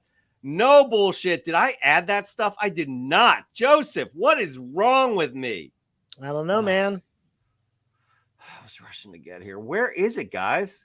I don't have any of the fresh from the. Oh my God. I'm going to get into it. We have a lot of stuff that we talked about. Do you want me to show my first one and make it slow so you have time to get them in? Yeah, I guess so. Let's do that, Joseph. Okay. Wait, Tony, do you have 3 books you want to share? No, not on me. That's okay. This was kind of last minute. All right, Joseph, go. Hi, everyone. Slower. Joe here. Slower. Slower than this? Jeez, man. I'm gonna show you my. No, I'm just kidding. I'm gonna show you some books that I got. One book that I got. If Jeff needs me to show a second, I will. This one's really special. Jeff knows I got this one. I actually picked this up in a collection just this weekend, and it was part of a bigger collection, but it's one of the more standout books for a couple reasons. One, let's just start off with what it is. It's an Amazing Spider-Man number 50. This is the first appearance of the Kingpin, Wilson Fisk, also a milestone issue, and a great John Romita cover. And there's a reason I'm not showing you the whole cover, because right down there in the bottom corner is a signature by a guy. You may have heard of him. He's fairly well known in the comic book community. His name is Stanley Lieber. But he's more commonly known as Stan the Man Lee. Not only is this book in pretty nice shape for a Silver Age book, nice solid mid-grade, it's a big key as well. It's signed by Stan Lee, and if you care about this kind of thing, it does come with a certificate of authenticity. The last handful of years of his life, he was doing most of his signing authentication through Desert Wind Comics. That's where you'll see a lot of these from the 2000s. So yeah, that's it makes me feel good that it is Desert Wind, because he was known to work with them regularly in the last decade or so of his life. So I truly believe this is a real, authentic signature. It looks good to me as well. I've seen hundreds of Stan Lee signatures, and I like to think that I'm a decent eye at picking out the fakes, although I don't have the credentials. But that's the book. First fresh get of the week. We can just Jeff, match it up with this, right, Tony? This works. Yeah, there we go. This is pretty technical, right? Oh yeah. It's gotta be. It's gotta be the same signature. Joe, let's see yours. Joe, one more time. Okay, as you can see. Okay. All right. So Tony, can you officially say that? Can you send us the certificates? Is that how EGS works? As far as the signature verification, Yeah. You just saw it. You just witnessed the whole thing, right? I just witnessed it. Jeff, I know yours was signed by Stan Lee. Okay. Joe, it looks like it was signed by Stan Lee. Yeah. Okay. But I cannot, verify Sorry, Joe. that That's that it has. But it sure Yeah. looks like a signed Stan Lee to me. And it does Yeah. look like you have some marker on your hands right there, too. That could have just happened before the show, just per chance. Anyways, Yeah. by the way, I want to talk about this, actually, because you blew, again, we rushed into the show tonight. We really appreciate y'all. Hope you're all having fun. 20 million people right now. This is embarrassing. It's my fault. My fault. Oh, well said, Nukes. Joe, you may have gotten catfish with that thing. Yo, the January book of the month. I mean, stop. Tony, this is seriously the best book I've ever seen from a book of the month. I love this thing. This thing blew me away. So I just want to say that we were supposed to finish up the finals this week. However, we had a few strange things happen. Let's get into bracket A here, where we did have Nowhere Bound versus Dan De La Torre, resulted in a tie. We had to do it again, and Nowhere Bound did move on. Nowhere Bound will be going up against Dr. Plagueis, I do believe, in 2 weeks. Also, bracket B. What did we have here? Oh, what we have here is it was still going on as we entered the show. So we don't know where Union Josh Comics or Gunnar Schlurker is, but we will be sure to notify all of you fine people today. And I'm just wondering what this is here. Oh, this was okay. This right here. Wow. Mike Haggs is moving on to the finals in January, the Fresh from the Comic Shop finals. January to go get this book right here. And who do we have? I have it right here. I swear Mike Haggs will be going against. This was crazy. Mike Haggs. Where is it? It'll be Raising Home versus Mike Haggs, but the 77% for the Secret Wars over that Daredevil. So wow, that was a shellacking, but both fantastic submissions, 100%. All right, thanks everybody for helping me out here. I tell you what, I can't take all the credit for that book now. Spider Dude sent me that book, and that's a hell of a cover. I did my best to enhance it, but I mean that's I can't take all the credit on that one. That's just an awesome okay, all right, that's fair. And you know what,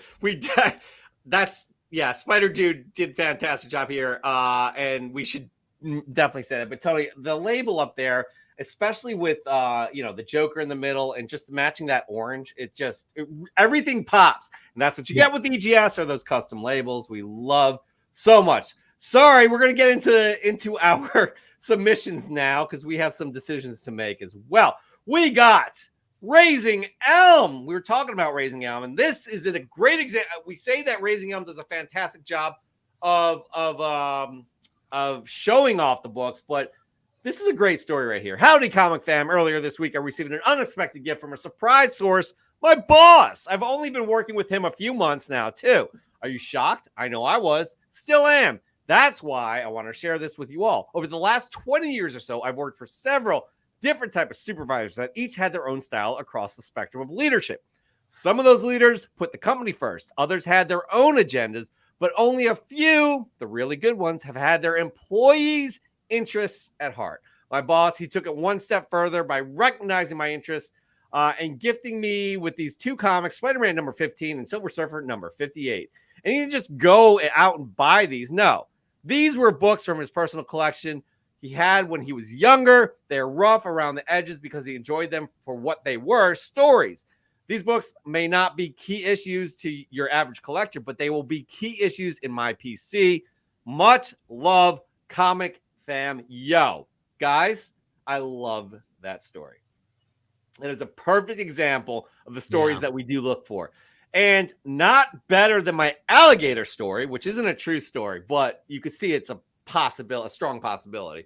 But that's really special, to be honest with you. So kudos indeed to Justin, aka Raising Al. Next up, we do have Super Crispy Comics. I love how Super Crispy. It's almost like Super Crispy has his own branding when he takes these pictures. He's got this little vignette going on. He does a lot of stuff with depth of field. And as you can see, there's a theme here. So let's just get into that. Super Crispy picked up some amazing Goblin goodness this week.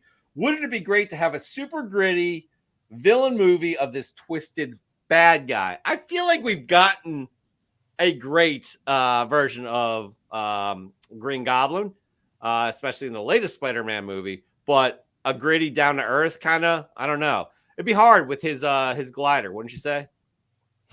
Yeah. I don't know. All right. We're going to get into my first fresh get of the week because Joe had his turn. By the way, I hope you all know, put the new side, the new walling up here. I'm going to start putting some comic books up here, maybe some of those, some more EGS stuff, put some new lighting in. It's getting there, people. We're slowly getting there. First fresh get of the week, Joe. Yes. I need to call out my girlfriend, Alicia, who you have met before. I'm telling her about stories and what comic books mean to me and reading them. And I'm like, she's like, she has a great question, which I'm going to put on like Twitter or TikTok. But she's like, what comic has recently hit you? And I'm like, yo, I have absolutely been enjoying Geiger. I don't know if you guys are reading Geiger by Jeff Johns and Gary Frank, but I saw the trade paperback today and I'm like, I'm going to get it for her. And she's like, I get it. Listen, Joe, you can speak to this. Alicia's fantastic. Love her. I question her taste in men, but yeah, other than absolutely. That's fair. But she's like, baby, when am I going to have time to read anything? And I'm like, you're okay. Well, I'll keep this. I'll read this week myself. So I just wanted to share that and just actually say that if y'all are looking for some new material to dive into, Geiger is great, especially with what they have going on here. I gotta go dig. Jeez, this is already a mess. Anyways, get into it later. Sorry. We're gonna move on, everybody. We are gonna move on to Josh's Comics 01. I think we all know Josh's Comics, don't we? Yes, we do. I've heard of him. Thank you, Goonish. Geiger is so much fun. All right. Josh's Comics. Yo, Josh has stepped up his game. What do we have? Sir? Show it, Mr. I found a couple. You look. I found a couple. I could do 2 fresh gets. Oh, okay, great. We'll get ready? to you in a hot second, though. Okay. Is that okay? Yeah, I just remembered I had these. All right, good. That's good to know. Good. I saw you digging there for something. Josh's Comics 01. Josh, what do we got? Yo, he's definitely stepped up his game, and I love this submission, Josh. Daredevil number 181, Death of Elektra, skewered by Bullseye. One of the most important issues in the Daredevil run. It's one of my favorite covers and possibly best cover with the yellow background, and it's Frank Miller goodness. This was one of the first books I picked up at my first Comic-Con, and my first book of 4 that I sent into CGC myself. Here we go, talking CGC. I'm proud to have this in the collection and hope you enjoy my fresh from the comic shop for this week. We won't hold it against you with the CGC, but I do love this submission. Joe, what do you think? Like, Josh has absolutely stepped up his game, and it gets better and better each week. Yeah, that's sweet. The background and everything. And I mean, I love that book.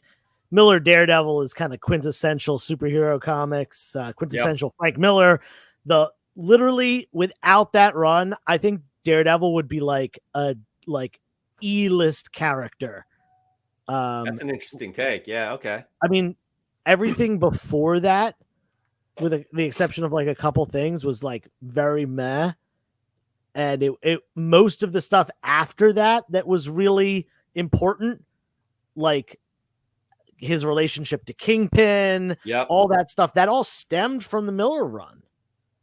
Even up to, Devil's Reign, which came out just last year.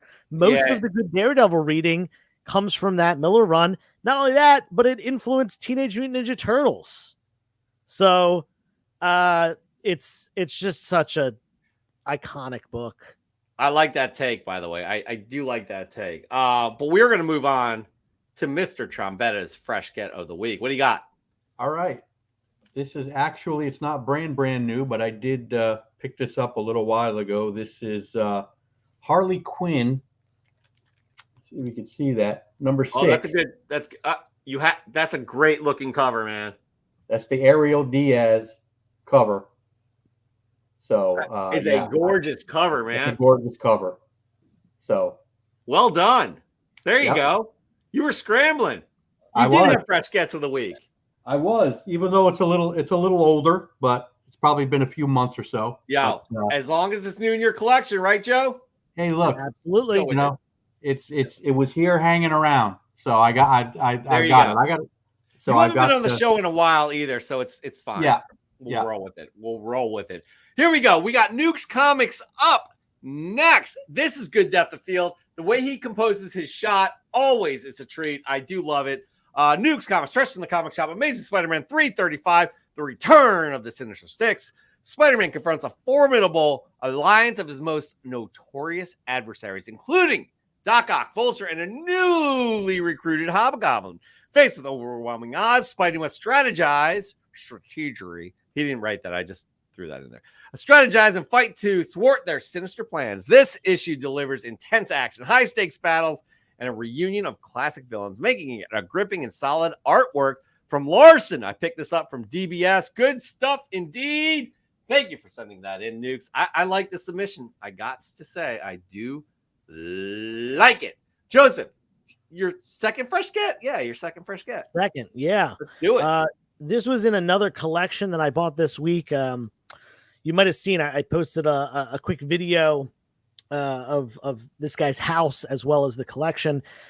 He is a massive Superman fan. In fact, one of the biggest in the world, and he actually has the credentials behind it. He won a Superman fandom contest earlier in life, but he had a whole room that was all Superman fandom. That's incredible. Yeah. He had a whole room that had probably thousands of Superman related items, from toys to artwork to key change, like literally everything. His wife was asking him to get rid of the comics, though. They were in a different room, and there were about 20 long boxes. So he said, well, you know what? I'll keep all the other stuff. I'll get rid of the comics. That's fine. I've read all of them already. And this was the coolest comic that I have found so far. I've only been through less than half of the collection, probably about a quarter of it.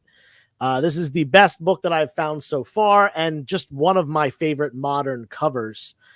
This is Wonder Woman number 164. This is an Adam Hughes variant cover, and it's got this wonderful Adam Hughes modern Wonder Woman, kind of running into and being surprised by the classic Golden Age Wonder Woman right there. So it's kind of a blast from the past thing, such a big difference in this character. And if you think about it, Wonder Woman was depicted in this way in the early 1940s. We're in the mid 2020s at this point. We're talking over 80 years ago that this character debuted and is still around. And, they look very different, obviously, because the art styles have changed and technology has changed, but it's still the same character, and she's still holding strong as such a fan favorite. And I think this really encapsulates that old and new, and just longevity of this hobby that we're all into. And I love this cover. I could talk about this cover for another half an hour, but I won't bore all of you. No, it is a beautiful cover, but you do always bore us no matter what you show. Yeah. You're just boring. That's okay though. We love you. No, that's actually an outside the box get for you. Given it's a modern book, but it's a gorgeous cover. 100%. Right. Don't worry. I saved the Golden Age book for last. I know you did, and you hyped it up as we spoke on the phone this evening. We're gonna move on to Frost Behemoth. Frost Behemoth with I like the submission they sent in right here. I do like this. I was drawn to Marvel God series, of course, by the issue by the issue 1, Peach Momoko variant of new character Eiko Maki, and I'm sticking with it because it's rad as heck. As a fan of the World of Darkness game Mage, the Ascension, the powers that be, and natural order of things factions really give me traditional mages versus technocracy vibes. I want to give an extra special shout out to Mutiny Comics, which was just named by 5280 magazine as one of the 6 best comic stores in Denver for good reason. I'm super thankful for Professor was able to get me this variant after the initial release. It's definitely my favorite shop in the city, and not just for comics. A snowstorm kept us housebound this weekend, but hopefully we'll be back in soon to get some more goodies and chat it up with the Professor. Yeah, I'll tell you what, Frost Behemoth's tastes and kind of collection has grown a little bit too, because they were into, I do believe it was a lot of anime stuff, and it's nice to see stepping outside the box just a little bit. So that's good to see. We appreciate that for sure. Tony, your second fresh get. What do you got?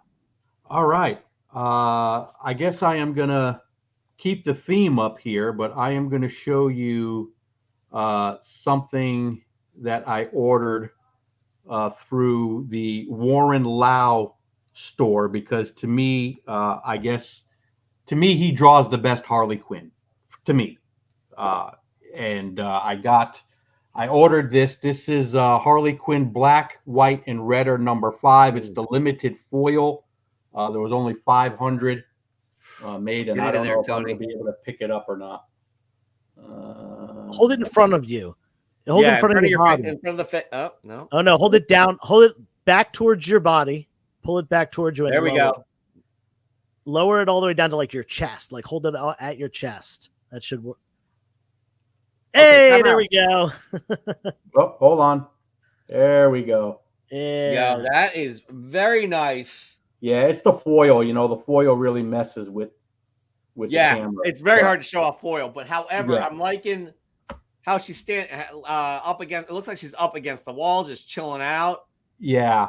I think Warren Lau, to me, draws, when he does Harley, I think he's the GOAT when it comes to drawing a Harley. To me, though, that's just my opinion. But that is a gorgeous looking cover for sure. Speaking of gorgeous covers, who do we have up next?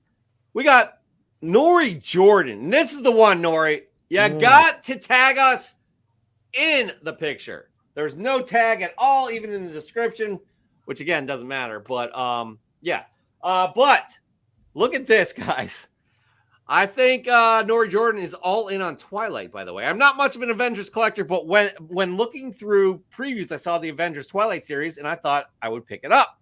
Sadly, my local comic shop didn't order any because he felt no one would buy it. So I gave it a few weeks and went to a store. I have never seen anyone buy a comic at Newberry Comics. I was just talking about Newberry, actually, and I'm a bit disappointed in them. That story I'll tell you later. I heard the series was hot, so I picked up a bunch of copies, hoping to flip a few to pay for major books I have coming soon. The series is a great read, and issue 2 has a new Bullseye character and a Thunderbolt's Corp. It's like the series is meant for me. Take care, everyone. So as I was saying, some great covers. You got Alex Ross with that futuristic cap right there. Look at that gorgeous Iron Man.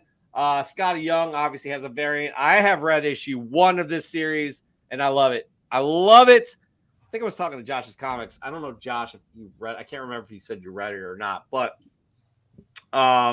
It's very good. It's a dystopian future, kind of like the Dark Knight for Captain America is how it's starting out. I'm not sure if it's going to continue on that way. Oh, it's not Avengers, but all the characters turn into vampires and werewolves and fight over a girl. It may lead to that. How about that? Okay, because I heard We're hoping Twilight. for- I heard Twilight, and I was like, "Oh, it's crazy." They got that was cute. No, that was very cute because that makes money. You know what I mean? It makes money. Vampires were hot in 2014. 10 years ago, they could come back easily. And I'm just gonna go where I don't even know where I put any of my fresh gets, but I swear I had some here. I'm just gonna go with my next fresh get of the week as well, just to follow up on Nori. It's this Alex Ross Iron Man cover. I mean, look at how amazing that is. I love these covers. And so I go to Newberry Comics every once in a while because if you're looking for hot books, they'll usually have them because they're not really a comic book store anymore. Probably 10% of the whole store is dedicated to comic books. Everything else is Funko Pops, records, which is cool. All that stuff is cool. You got like a lot of like Gudetama type characters that are all over the place. So I go there and I see a Geiger issue I do not have. It's the second issue of just this limited series, and I cannot remember. Geiger something or other. And boom, it was right there for me. Right there. And I pick it up, and it's got this disgusting, like, spine tick all the way across. It's not a spine tick. It's more like a spine line. And all of their books are just destroyed. So if you're not picking up the first 2 or 3 off the shelf, they all get destroyed no matter what the book is. And it's very unfortunate. All right, we're going to move on to Marvel Man 616 Comics. What do we got here? Don't ask me why. I just had to have it, but it's a cool homage. It's okay. Your thoughts, guys? Yeah. Joe, you are muted. I know you're saying something. Sorry, There. my wife came in and I begged her for hot chocolate. You deserve it. Those of you who were in my claim sale last night, you know the deal. I was like, I really want my wife to come home so I can get some hot chocolate.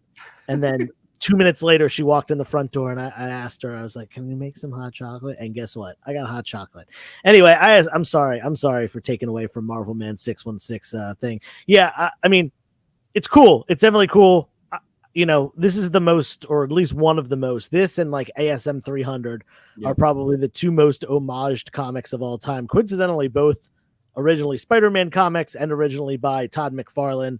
I've never seen a Wolverine one of this homage before. So very cool. Love the trade dress colors matching the Wolverine costume. So yeah, I'll give it a thumbs up. It's not my thing, but I know people like it. Yeah, it's good. Tony, your thoughts? Yeah, I mean, I like it. I just, it's just so hard sometimes. Like I mean, Wolverine to me there in this, I mean, the cover looks dope, but it's just, I just see so many, so many homages to this book in the ASM 300. It's like after a while, it's like, Yeah, come on, can we be a little more creative here, guys? Yeah. But I mean, but the cover does look nice, though. I mean, it looks nice. It's just, it's repetitive. As Joe said, we've never really seen Wolverine like that. So right. Right. All right. Joseph, I do believe we have you for your last fresh get of the week. Ooh, it's a doozy. This one is PC all day. Even more so than the signed ASM 50, which probably is also PC. That needs to be PC. I'll be so angry at you. Yeah, I feel like it has to be. Like, yeah, I'm pretty sure it has to be. But anyway, this is definitely PC. Anytime I come across, Golden Age Batman in a respectable grade, especially with a Joker cover, you got to get it. This came in a collection just minutes, like literally like an hour before the show started tonight. Local collector came over, needed some dollars, and he's sold off parts of his collection multiple times to me. Nice.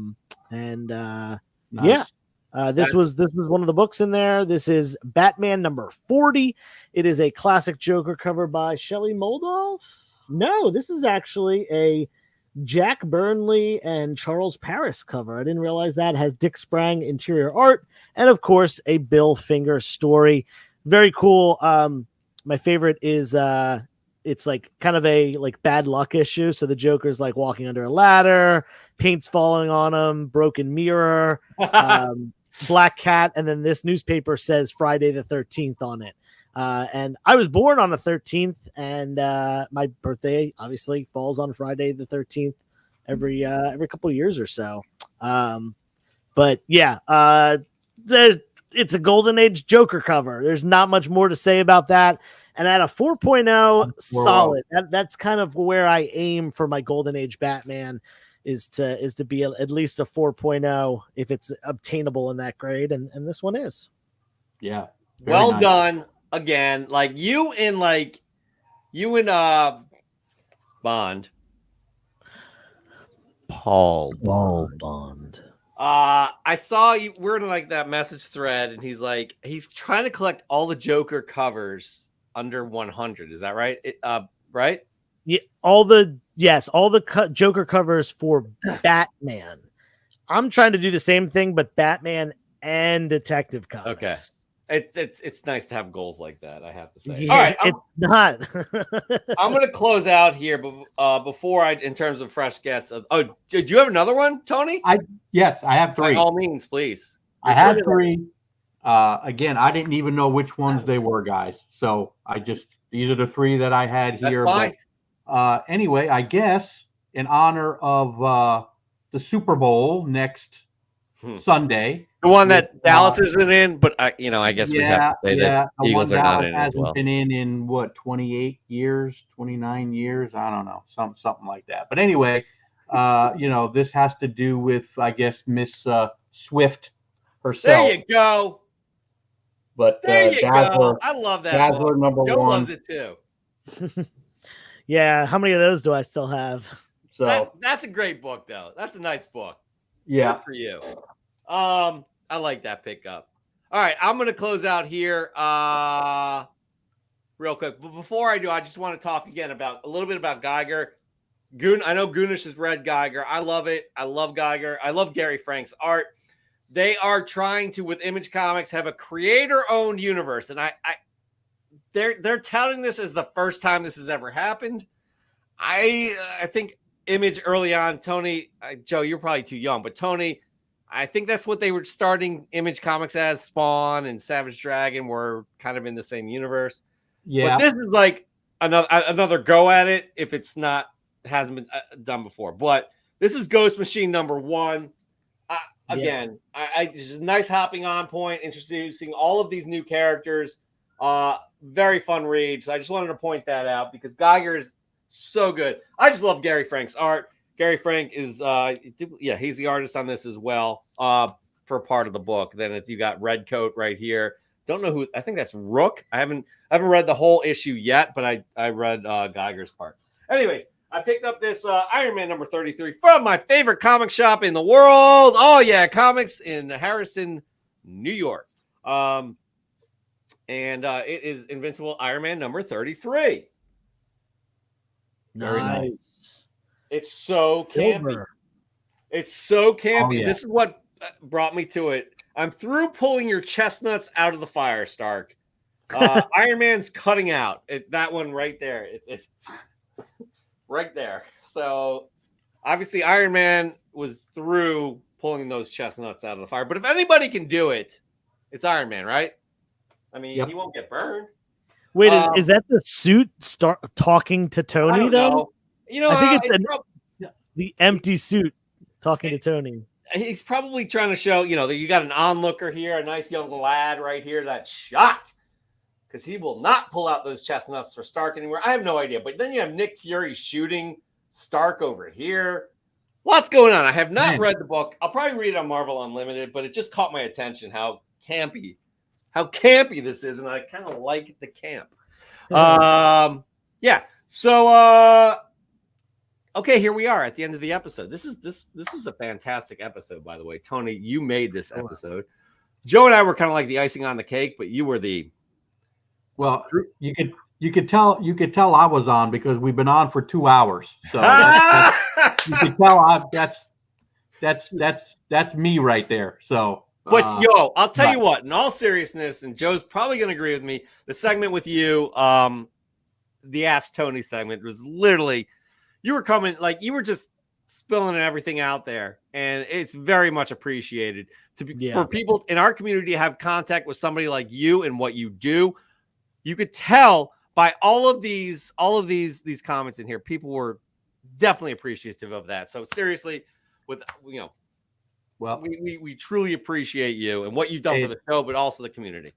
That's why I started EGS. This is the whole reason why I started it. And again, I'll be on any show that asks me to be on. I don't hide from anything. I mean, that's, transparency is our, I want to say number one goal has always been customer service, but I mean, transparency is right up there, because that's, without that, what do you have?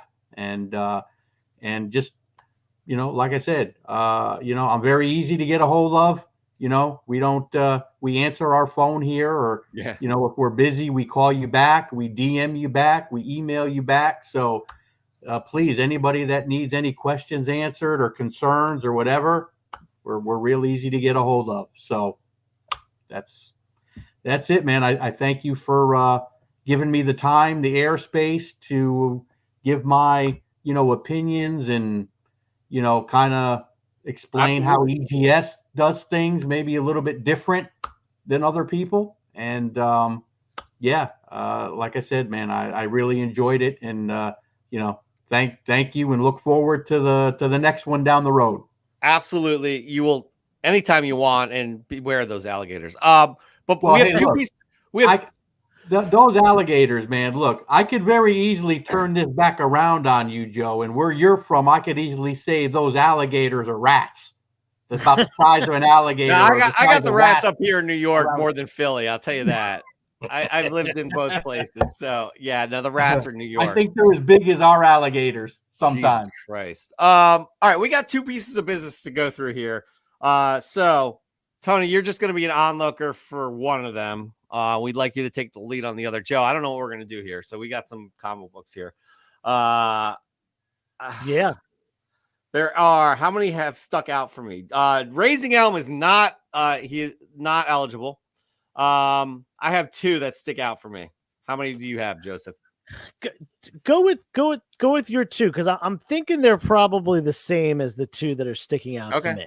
Okay. I really liked Super Crispy. Yep.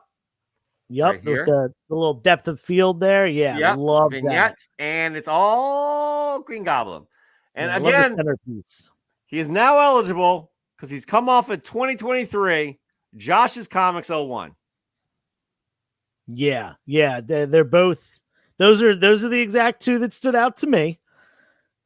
And it's a tough one here. I want to tease what we have coming up next, though, is the February book of the month, which is gorgeous. So stick around for that, please. Tony is going to introduce it. I'm leaning one way, Joseph. I am as well. You want to say it at the same time?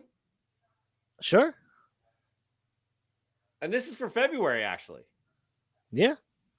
3, 2, 1. Daredevil. Super Crispy. Ooh. Uh-oh. We went. Jeff left. Oh, no, he's back. All right. Dan De La Torre, if you are still on, we need the tiebreaker. Where is Dan? If we don't have Dan, we may have to do Tony. And I don't know how comfortable you are, Tony, but let's see. Dan De La Torre, give us a shout. Tony, please introduce this wonderful. It didn't hit me as hard as that Joker book, but it did hit me hard because, I mean, it's my favorite character going up against Joe's favorite villain, I think. Go for it, Tony. Yep. Well, so the February book of the month, and again, another awesome cover picked by Spider Dude. I really tried to, kind of match it as best as I could with, with the label and the custom label. So The February book of the month is going to be Amazing Spider-Man number 620. Boom. Look at that. There it is. 9.8. I like how, I don't know if this is the best way to describe. First of all, I like the gradient right there up at the top. I like how it's like almost like the Spider-Man is in the background of the label. Yep. Is that Yep. how we can explain it? You know, I It's love staged. it. I love it. Yep. Yep. I love the cover too. Spider Dude. This book looks awesome. I love this cover. Joseph, your thoughts? Yeah, I mean, I have multiple copies of this book in my personal collection, and that perfect gradient color matches. This is a beauty. Honestly, maybe I'm a little biased here because of the characters, but I think I might like this better than the Joker one. The Joker one's better in my book. I mean, Spider-Man's my favorite character. I love this cover. I have this issue, but I still think the Joker one wins. How about this? We're gonna do this to end the show tonight. Tishu said that Dan had his power out. Tishu, we want you to decide between these two books right here. We got Super Crispy or Josh's Comics. Let us know, Tishu. Let us know, please. The suspense. And while we're waiting, we should let the community know. Don't just shut down the canon when the show is over. Yeah, probably shouldn't. Because there's something in store. I've gotten a weird text from Chet, by the way. Yeah, we might be taking a page out of the Marvel Cinematic Universe's book. Are you talking mid-credit scene? Yeah, possibly. I'm talking mid-credit scene. Yeah, because we do have now have a winner here. Or Josh is moving on to the semifinals. Thank you for that, Tishu. Thanks, Tishu. Well done, everybody, as usual. Mr. Trombetta, thank you so much for joining us again. Link is down below for EGS Comics, Spider Dude Comics. Both of those entities, fresh from the comic shop, would not be what it is without them. You, the audience, would not be what this show is without you. Joe, you without the show is not the show. Give me something about me. You're okay. We tolerate you. You do your best, and that's all. That's kind of the most we can ask for. We have our expectations, and we set them pretty low for you because we know you as a person, and you come here every day, and you usually meet them. I appreciate that greatly. We are going to wrap the show up. We are not on next week, but keep the submissions coming in. Keep them coming in. You got the Super Bowl a week from today. I'm going to probably go the Chiefs, Andy Reid. Real quick. We got to make it quick. Tony, who are you going with? Never bet against Patrick Mahomes, man. Chiefs all the way. Joseph? Yeah, it's for Andy Reid, for Jason Kelsey's brother. Yeah. Travis, the less cool Kelsey brother.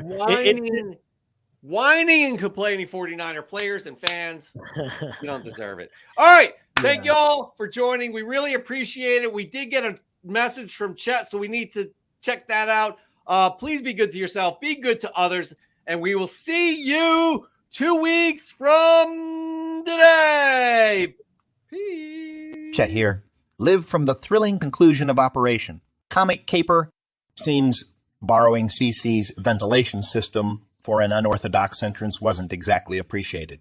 Who you air ducts weren't part of their express lane. But hey, gotta give credit where credit's due. This disguises gold. But fret not, fellow truth seekers, even with a slight detour. Chet's on the case. Stay tuned, because this expose is just getting started. Chet out. Mom. Ah, ah, ah, ah, ah, ah, ah.